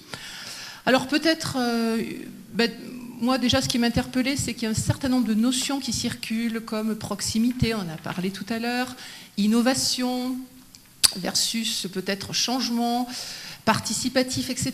Donc peut-être aussi rappeler que ces notions-là, alors elles sont en chantier auprès des acteurs de terrain, auprès des chercheurs, mais qu'aussi peut-être rappeler qu'il y a quand même un certain nombre d'enjeux légitimants dans le maniement rhétorique de ces notions-là, qui sont aussi des gages de modernité, qui ont un effet de label, qui sont parfois utilisés trop vite, qui servent aussi à légitimer donc des politiques publiques, des projets et aussi les acteurs qui les mettent en œuvre. Donc, un exemple, innover, est-ce que la réhabilitation réenvisager le centre-ville, comme on l'a vu pour le Québec, comme un milieu de vie ou comme un écosystème, est-ce que finalement c'est si neuf que ça? Moi je pense aux politiques d'écologie urbaine qu'on avait vues déjà avec l'école de Chicago dans les années 20, qu'on avait vu ressurgir aussi dans certaines grandes municipalités françaises dans les années 90. Donc finalement, on parle peut-être d'innovation alors qu'il y a aussi une façon de revisiter, comme on l'a dit précédemment, le passé ou un certain nombre d'héritages. Le fait aussi de gérer de façon non hiérarchique un certain nombre de projets, ça fait aussi partie des mobilisations associatives. Donc est-ce qu'on ne parle pas parfois un peu hâtivement d'innovation, que l'on peut confondre aussi avec le changement? Est-ce que tout changement est vecteur d'innovation ou pas? Est-ce qu'on peut, comme on confond parfois aussi croissance et développement, donc peut-être un besoin de préciser davantage encore les notions. C'est un vrai chantier pour les acteurs comme les chercheurs, voilà, avec ce point d'attention. Autre point d'attention aussi, quelque chose dont on n'a pas du tout parlé en revanche dans les démarches participatives, quelque chose qui est toujours implicite et rarement élucidé, ni même discuté, ce sont les critères de représentativité. Dans les démarches participatives, finalement, qui participe, qui a le droit, qui est invité, à quel titre, qui décide d'inviter qui? Est-ce que c'est l'élu? Est-ce que c'est le technicien? Est-ce que c'est la loi qui le prévoit? Et quels sont les critères, du coup? Est-ce qu'on invite ceux avec lesquels on a l'habitude de travailler? Est-ce qu'on invite les procéduriers pour les enrôler dans le dispositif de projet pour éviter que ça ne capote in fine? Est-ce que, faute d'idée, on invite tout le monde et on fait une sorte d'agora?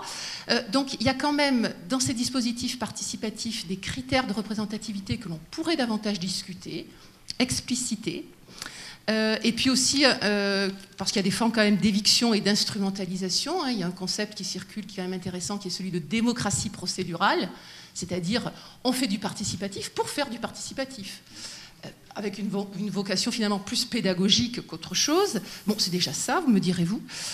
Donc, une autre prudence aussi, ce n'est pas parce que, finalement, qui on invite, mais aussi ce n'est pas parce qu'on participe que pour autant on se comprend.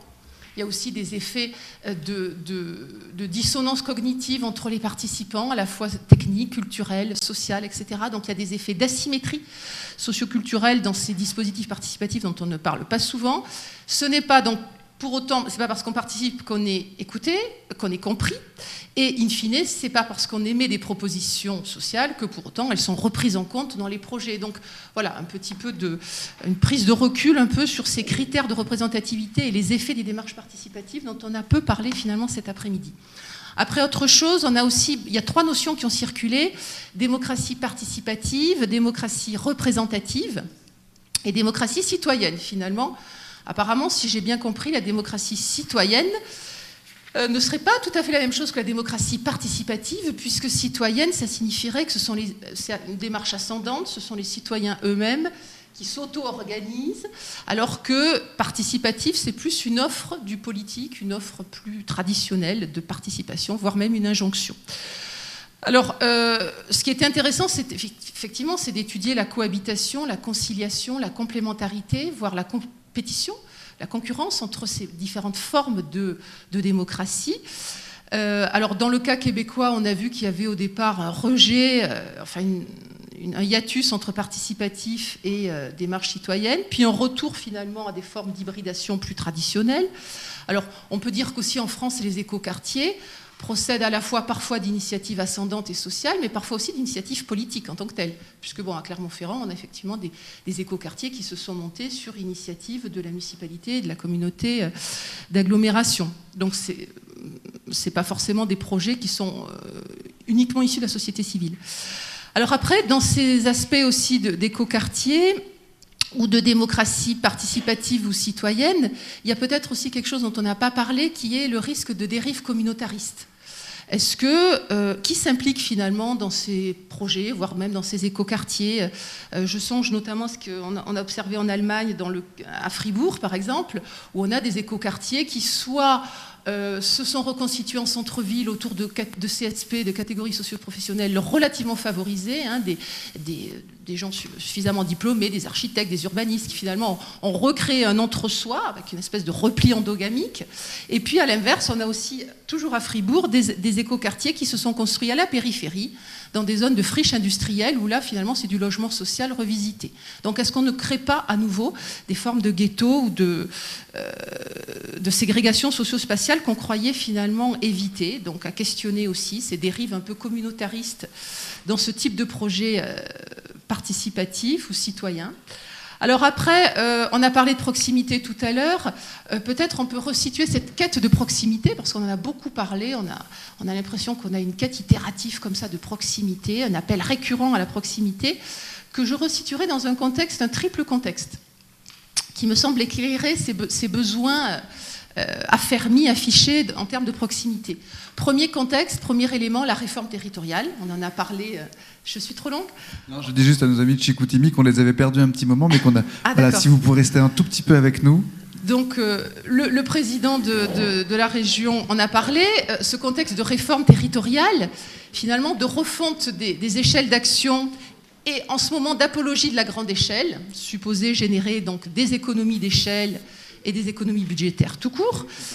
Donc, du coup, cette proximité-là, elle revient parce qu'effectivement, on décuple les échelles d'action.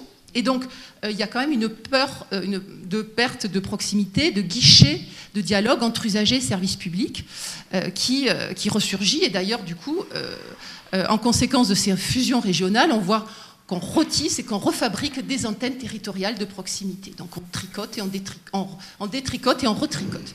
Donc premier élément contextuel. Deuxième élément contextuel par rapport à la quête de proximité, c'est aussi, on en a parlé cet après-midi, un contexte de désenchantement politique, mais non civique. C'est-à-dire un désenchantement politique parce qu'on voit qu'il y a une baisse régulière et non démentie et constante de l'adhésion aux partis politiques et aux syndicats traditionnels, ce qui est quand même inquiétant en termes de vitalité démocratique, mais que malgré tout, on a des formes d'investissement civique dans d'autres sphères, d'autres espaces alternatifs, associatifs, de réseaux, d'acteurs, etc. Donc on ne peut pas dire que l'intérêt pour la politique décroît, mais en tout cas la mobilisation dans les sphères traditionnelles d'implication politique que sont les partis politiques et les syndicats décroît. Donc du coup la proximité, c'est une façon, la quête de proximité témoigne, me semble-t-il, de ce besoin sociétal de réenchanter le politique, de réenchanter la ville aussi, avec les écoquartiers, avec la revitalisation des centres-bourgs. Troisième élément contextuel, quête de proximité, aussi dans un contexte de réduction des finances publiques et aussi de changement des pratiques. On nous a expliqué qu'on avait des modalités différentes d'échange, de courrier, de lecture, des modalités différentes dans la façon d'habiter, etc. Donc voilà, peut-être recontextualiser ce besoin, cette quête de proximité, ça me semblait important.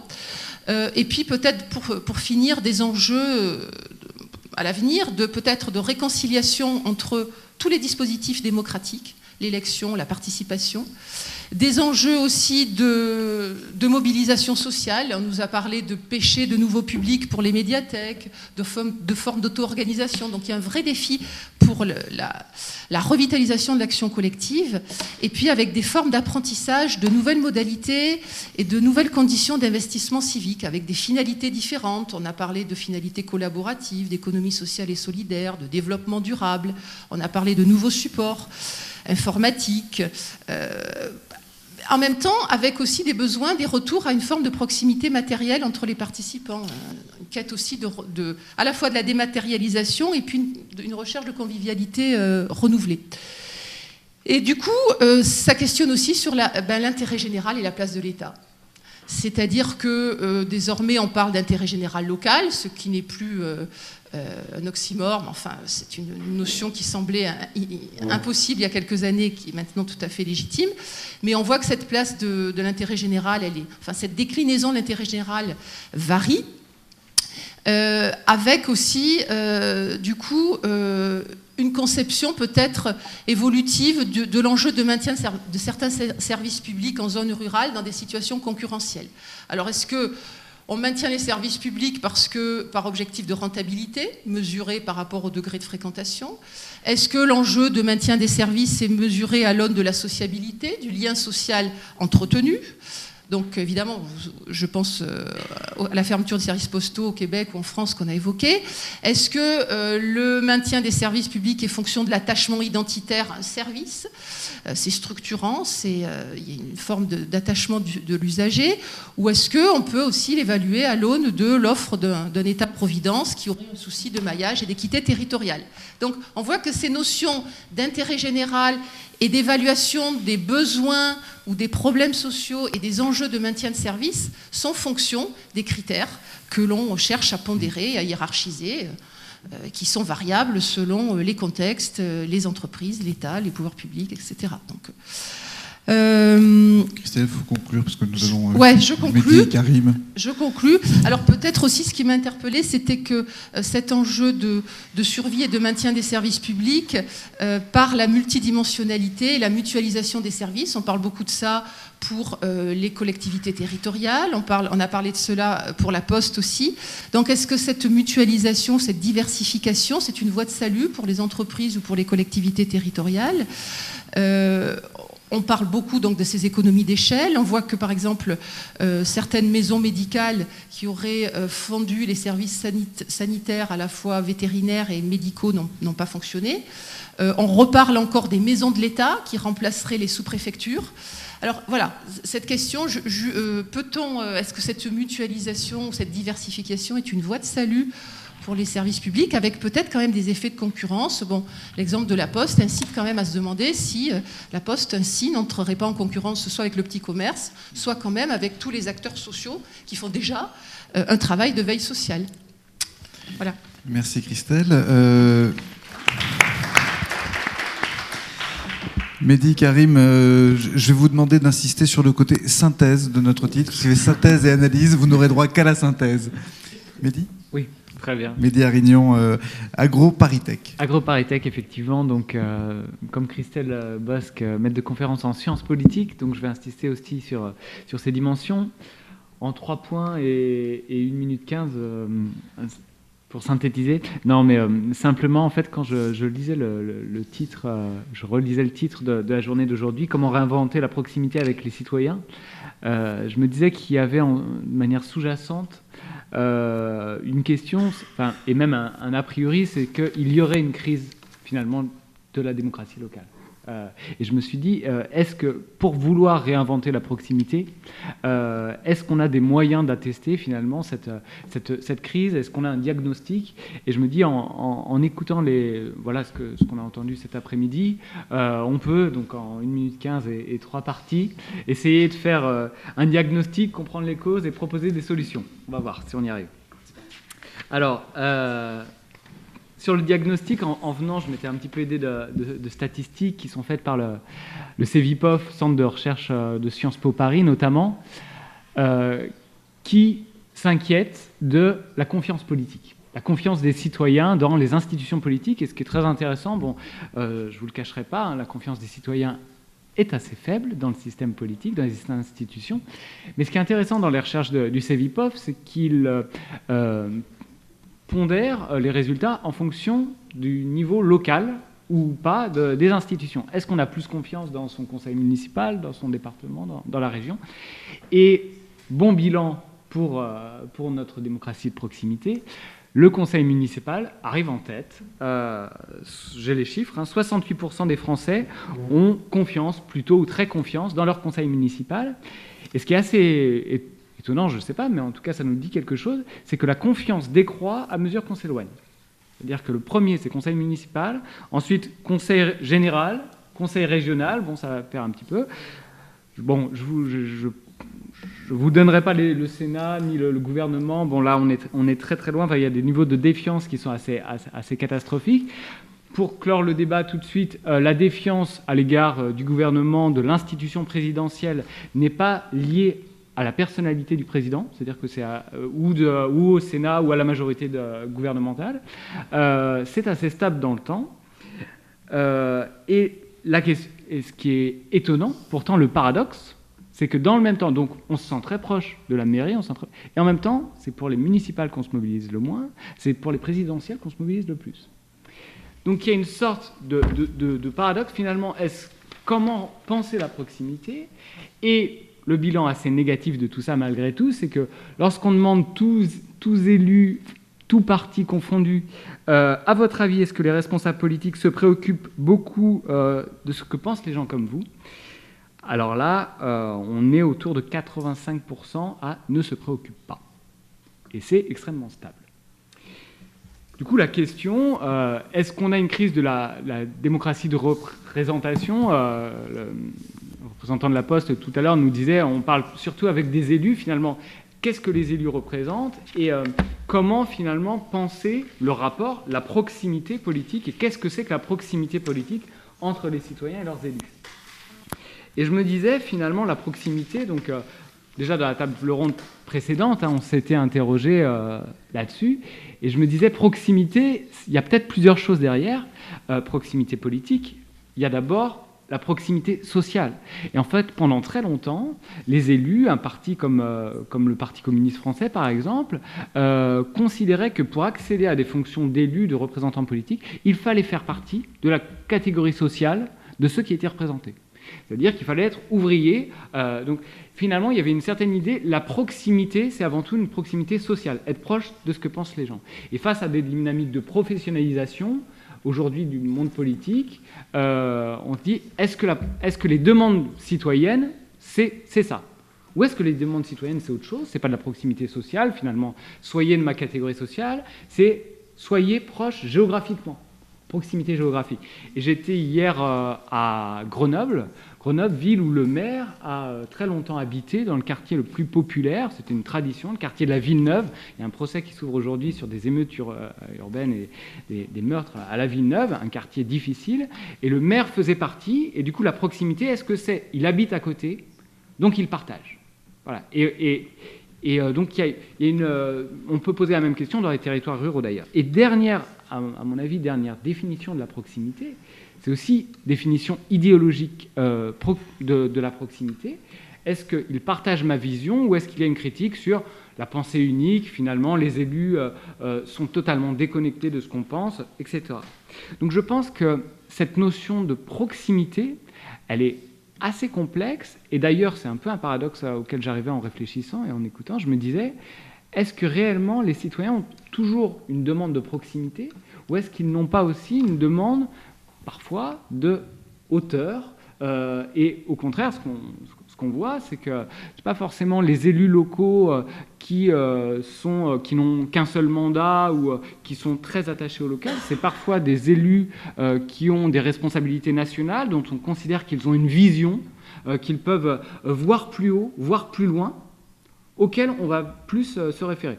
Je pense, on a plein d'exemples, hein, on a eu les municipales il y a pas très longtemps, le maire de Lyon, justement, ou le maire de Bordeaux, se font élire sur cette capacité à porter avec une vision stratégique, et pas forcément sur la grande proximité. Voilà, j'en finirai là-dessus en disant sur les solutions, finalement, que faire. Il y a un rapport Vinocq qui vient de paraître sur refaire la démocratie, qui dit deux, trois choses. Il dit il faudrait revoir la question du cumul des mandats, il faudrait revoir la question finalement de l'élection au suffrage universel. Le rapport Vinocq nous dit la solution, c'est n'élire que pour un seul mandat dans le temps et ne pas réélire par la suite.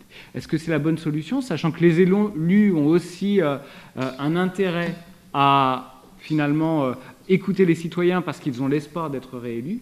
Voilà, j'en terminerai là-dessus, dans un contexte d'élection régionale, hein, vous l'avez vu, où les arguments de proximité sont aussi des arguments politiques. Le slogan du président sortant, Jean-Jacques Kirane, c'est « Nous, c'est la région ». Manière de dire que nous, on est ancré sur le local. Nous, on ne répondra pas, nous, c'est pas l'État, nous, c'est pas le président, nous, c'est pas l'Assemblée. Votez uniquement sur des enjeux locaux, ne votez pas en essayant de sanctionner une majorité nationale. Voilà, tout ça pour dire que l'argument de proximité, et en face, évidemment, les opposants vont avoir tendance à nationaliser, sanctionner, voilà. Donc tout ça pour dire que la proximité en politique, c'est aussi un argument politique, et que militer pour la proximité, c'est parfois aussi militer pour un élu local qui essaye de faire passer son projet, ou au contraire aider des opposants qui vont militer pour la sanction de l'élu sortant. Voilà. Merci Mehdi, on sent qu'on s'approche. C'est comme si on avait la proximité à portée de main, là, t'as jamais été si proche. Est-ce que Karim Berthomé va nous aider à mettre la main dessus? Merci. Merci de m'avoir proposé de prendre la parole. Merci aussi pour la qualité des interventions. Donc moi, je vais essayer d'être plutôt en regard des interventions, de voir ce que je peux dire par rapport à elles. Je parle des interventions, là, essentiellement celles qui ont restitué des expériences de participation. Elles mettent en avant des choses intéressantes, des évolutions, des séquences qui semblent constructives, voire innovantes, à la limite qui donnent envie d'être suivies. Donc par rapport à ça, moi je suis économiste. Donc par rapport à ces démarches participatives sur lesquelles je travaille, je m'intéresse aux effets qu'elles produisent et à la capacité à reconstruire, à retracer comment ces effets se sont produits. Donc c'est par rapport à cette contribution-là sur la participation publique, je pense que c'est très riche, c'est très intéressant, mais je pense que sur la participation publique, on donne essentiellement à voir ce qui est manifeste, c'est-à-dire on fait quoi si on veut faire de la participation publique? Comment on fait, hein? C'est des questions qui ont été beaucoup travaillées. À l'heure actuelle, par rapport à ça, le diagnostic qui est fait, c'est qu'il y a eu un certain tropisme procédural, comme l'a appelé une collègue, c'est-à-dire qu'on s'est intéressé beaucoup à la procédure, c'est-à-dire à comment on va faire, on fait quoi, donc avec des illustrations très, très attirantes sur ce qui est fait. Je pense que ce tropisme procédural, on fait quoi, ça commence à être bien vu, et les ressources pour faire de la participation publique aujourd'hui, elles sont sur un mode en général de partage libre, d'échange dans des communautés de pratique, et donc il y a pas mal d'accès à cette matière-là. Pour moi, j'ai un seul point en fait dans mon intervention, c'est simplement une mise en attention par rapport à ça, et c'est de dire que pour moi l'essentiel n'est pas là. Donc il faut faire attention à essayer d'être capable d'aller voir au-delà de ce qui est manifeste en la matière. Et donc c'est une chose très simple. Pour moi, l'essentiel n'est pas là. Il est plutôt dans la participation publique, c'est où, et la participation publique, c'est quand. Et pas c'est comment, ou c'est quoi qu'on fait.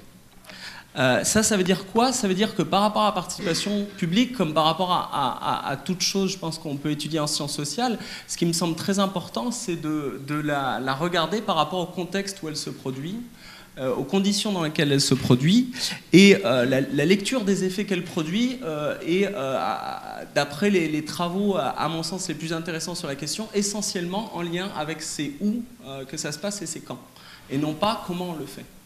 Donc ça, c'est très important, à mon avis, que ce soit vu, ça, comme élément de connaissance.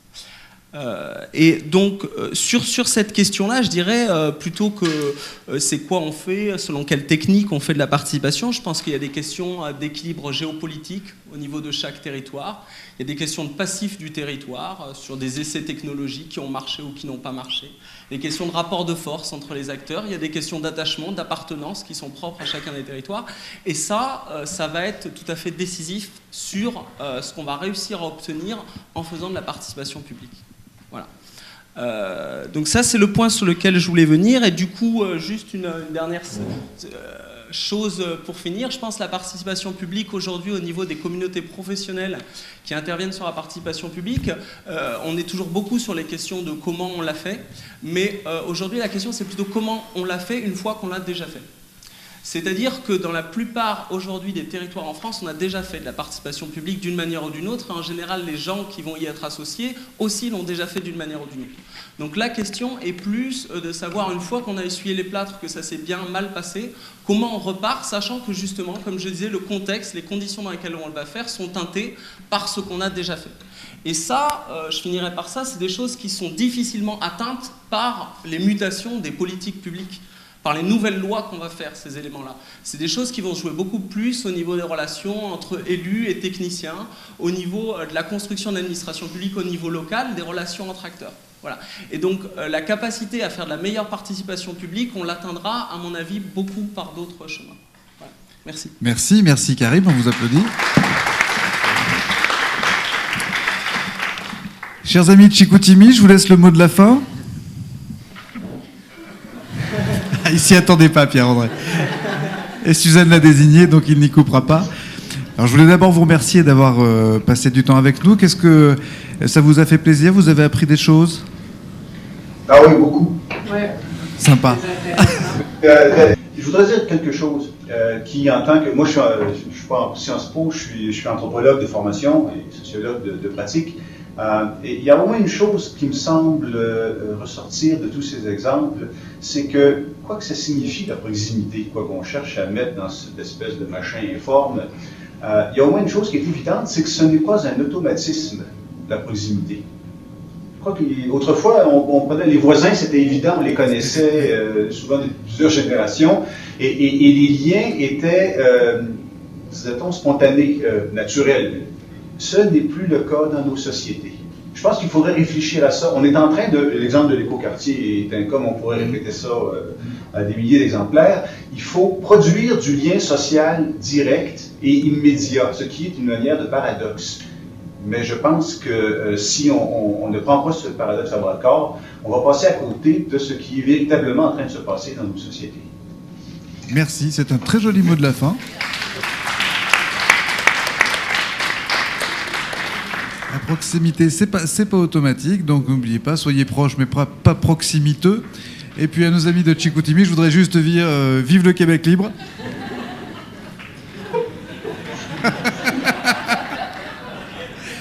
Merci beaucoup. On va arrêter nos fantaisies. Merci d'avoir été avec nous et de nous avoir consacré votre temps et votre expertise. Toute la salle vous applaudit. Merci aux étudiants de l'IADT pour leur patience et leur écoute extrêmement attentive. Merci à Laurent Riotor donc d'avoir convié ce moment. Bien, merci Pierre-Julien. Donc effectivement, comme par ailleurs une partie du public a pu changer par rapport à hier, et que surtout hier, l'après-midi a été quand même très, très dense, avec un certain nombre d'interventions qui prenaient des angles d'attaque un peu différents. Bon, je vais vous proposer une petite synthèse des échanges qui se sont déroulés hier. Finalement, dans cet après-midi, je crois qu'il y a surtout deux grands thèmes qui ont suscité les discussions. Il y a le thème qui était au cœur de l'intitulé de ce forum, qui était le thème de la proximité. Et puis, en parallèle avec cette question de la proximité ou des proximités, bien sûr, toute la question de la participation des citoyens dans les territoires, qui pose des grandes questions sur la démocratie, sur un certain nombre aussi d'initiatives citoyennes, sur la place aussi des élus, la place du politique, la place de l'État. Voilà un peu les deux grands thèmes qui ont été abordés hier. Alors, quelques mots sur le premier, sur la proximité. Alors, j'allais dire, bien sûr, comme il y a une partie des intervenants qui étaient des bons universitaires, on a beaucoup discuté de définition. Qu'est-ce que la proximité? Quelles sont les formes de proximité? Alors, on a eu beaucoup finalement deux définitions, au pluriel, de la proximité. Notre collègue de management a lancé l'idée, finalement, qu'il pouvait y avoir des proximités, je reprends ces termes, stratégiques, liés à une dynamique collective, à des choix collectifs, liés y compris au développement économique, par exemple. Qu'il pouvait y avoir aussi une proximité plus géographique, plus spatiale, une proximité qui pouvait être plus sociale, avec le risque parfois de ghetto, finalement, si on se retrouve tous avec la même identité et proximité sociale, et puis qu'il pouvait y avoir aussi des proximités plus identitaires ou plus idéologiques, sachant que toutes ces proximités peuvent se combiner. Donc, complexité de la définition, mais je ne voudrais pas trop insister là-dessus, on a beaucoup discuté hier. Peut-être ce que nous ont apporté aussi les collègues de sciences politiques, c'est l'idée que cette injonction à la proximité, où chaque collectivité finalement se prétend en situation de proximité, du département jusqu'à la plus petite commune et jusqu'aux régions, voire à l'Union européenne, nous a-t-on dit. C'est vrai que tout le monde peut avoir ce sentiment d'être, ou en tout cas ce discours sur le fait qu'on est en proximité.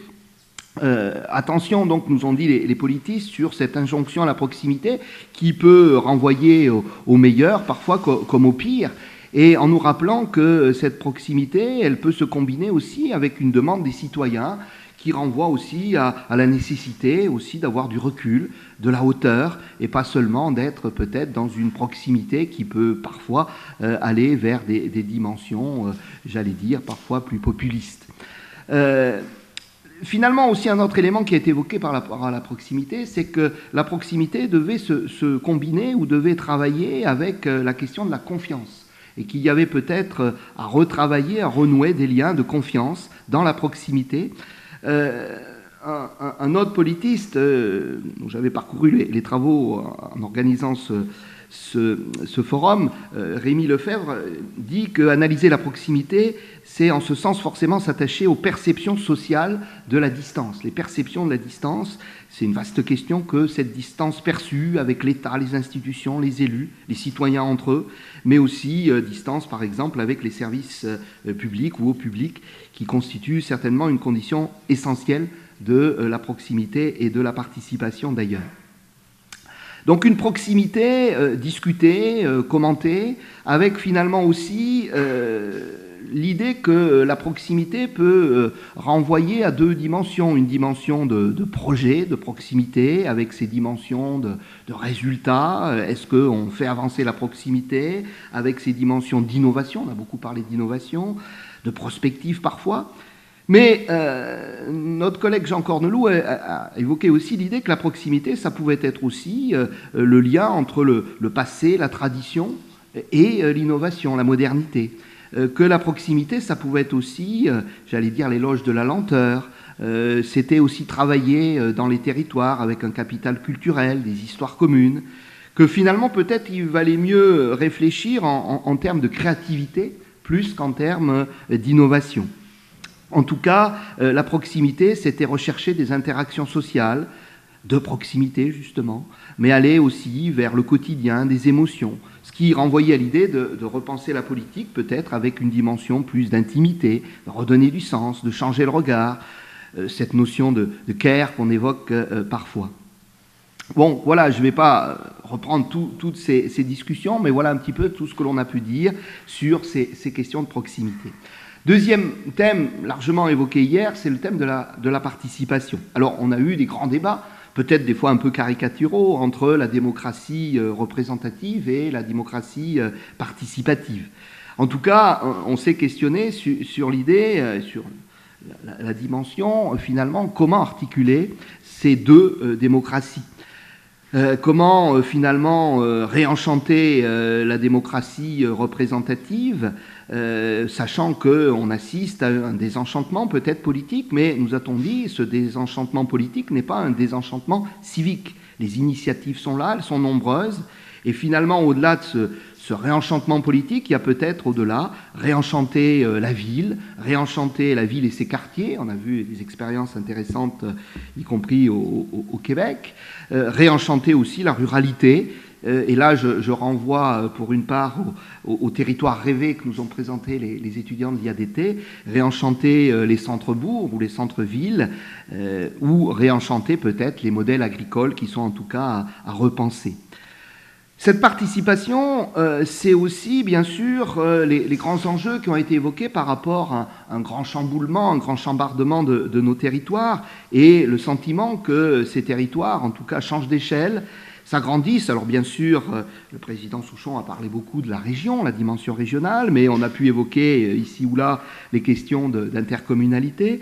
Et finalement, on a posé la question de cette crainte que certains territoires peuvent exprimer par rapport à la fois à la proximité et à la participation. Est-ce que cette crainte n'est pas seulement la crainte d'une perte de guichet, finalement, pour le citoyen, pour accéder à un certain nombre de moyens, de projets, finalement? Alors, comment réinventer, entre guillemets, ces guichets, même si on a tous dit qu'au-delà du guichet, bien sûr, c'était le projet que l'on devait penser. En tout cas, les termes de mutualisation, de création de nouveaux métiers pour apporter au plus près des territoires ont été souvent cités. Je l'ai dit tout à l'heure, en termes de participation, de créativité, on a bien sûr hier vu de multiples initiatives. Initiatives, je ne veux pas toutes les citer, mais initiatives en termes d'économie collaborative, par exemple, au service des territoires, avec l'émergence donc de nombreuses expériences qui créent finalement des territoires peut-être hybrides, avec des citoyens, avec des élus, des techniciens, avec des formes de créativité aussi liées à la méthodologie et aux outils pour créer des choses nouvelles. On l'a vu avec les expériences de la 27e région, par exemple. L'idée aussi d'initiative qui peut-être s'installe davantage dans des rapports plus horizontaux que verticaux. Le président Souchon a notamment évoqué les projets en cours en termes d'alliance, de solidarité entre territoires. y compris entre territoires urbains, métropolitains et territoires ruraux. Donc comment construire des rapports plus horizontaux et qui soient davantage dans un esprit de solidarité que de concurrence, et finalement aussi, et c'est toute la question de l'attractivité qui peut conduire à de nouvelles concurrences. Un intervenant a souligné finalement que dans cette participation et dans des formes d'innovation sociale, il fallait maintenir une approche socio-territoriale qui recouvre à ses yeux trois dimensions. Une dimension d'aspiration sociale, en partant des problèmes, en partant des questions que se posent les citoyens dans les territoires.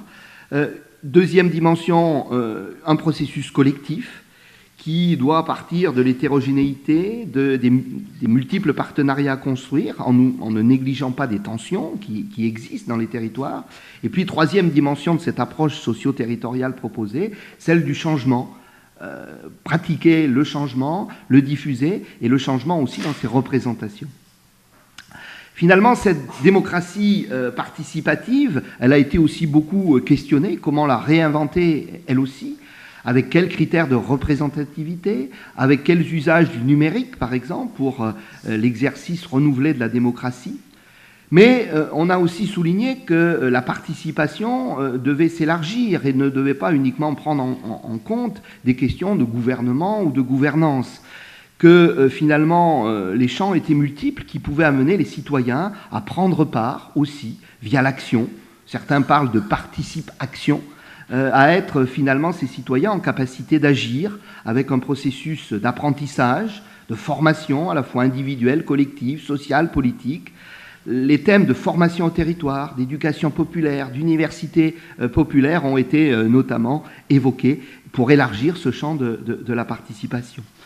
On a vu aussi monter en puissance ce que certains appellent les expertises d'usage, les expertises citoyennes. Chacun est témoin et dispose d'un savoir potentiellement utile. La connaissance des lieux, des territoires, le sens du territoire, le contact avec un certain nombre d'acteurs sont devenus fondamentaux dans un monde complexe. Donc comment mobiliser ces expertises d'usage? Expertise, indicateurs locaux. Hakim Oural a évoqué, alors la région Nord-Pas-de-Calais, et on le sait en avance sur ces questions-là, mais a évoqué aussi la construction d'indicateurs locaux issus de cette expertise locale, de cette expertise territoriale. Enfin, en fin d'après-midi, nos collègues ont aussi souligné que si on avait beaucoup, et peut-être que nous allons continuer à le faire aujourd'hui, si on avait beaucoup insisté sur comment on fait, comment on pratique la participation ou la participe-action, ce comment faire, cette méthodologie n'était pas suffisante. Et finalement, on devait faire attention à ne pas en rester là. Finalement, on devait se poser d'autres questions. Pas seulement comment on fait, mais aussi où est-ce que l'on fait, où est-ce que l'on pratique la participation, quand on la pratique, quelles sont les conditions finalement dans lesquelles elle se produit et elle peut être développée. Avec un équilibre complexe finalement entre des pouvoirs, des appartenances, des sentiments d'appartenance à construire ou à reconstruire. Et puis, autre question, une fois que l'exercice a été fait, on nous a dit l'exercice, on l'a tous fait, on l'a tous pratiqué à un moment ou à un autre, comment finalement on le refait, comment on utilise les résultats, comment on capitalise finalement ces expériences plus ou moins réussies pour recommencer, pour lancer de nouvelles formes de participation, peut-être de meilleure façon. Un des thèmes qui a été aussi un peu évoqué, qui peut-être peut être un des thèmes à retravailler aujourd'hui, c'est la question aussi du conflit. Derrière la participation, je l'ai dit, il peut y avoir des tensions, il peut y avoir des représentations et des pratiques différentes. Comment on gère les conflits à travers la participation, grâce à la participation, c'est aussi un grand questionnement. Enfin, dernier élément, et vous m'excuserez de cette synthèse peut-être un peu rapide, dernier élément, finalement, on a aussi beaucoup parlé de la place de l'État. De la place de l'État, de la place des élus. L'État peut être vu comme finalement remis en question dans ses approches de la participation, de la participation. Quel est son rôle, peut-être pour gérer aussi les conflits? Quel est son rôle pour capitaliser, mutualiser? Quel nouveau principe de subsidiarité? Voilà un certain nombre de thèmes qui ont été évoqués. Quel nouveau rôle aussi pour l'élu, animateur, coproducteur de projets partagés avec les citoyens. Quel rôle pour finalement aussi les développeurs territoriaux, dont un certain nombre sortiront de cette maison à l'issue ou sont déjà sortis à l'issue de cette année de formation. Quelle place pour les chercheurs, quelle place pour les acteurs associatifs. On a évoqué l'idée que tous ces acteurs soient des catalyseurs d'énergie, d'intelligence collective, mais comment le construire, comment développer de nouvelles formes de collaboration, y compris de nouvelles formes de collaboration entre pouvoirs publics et acteurs de la recherche en sciences sociales et en sciences des territoires. C'est un beau défi pour notre institut, mais c'est aussi un beau défi pour débattre durant toute cette journée. Je vous remercie.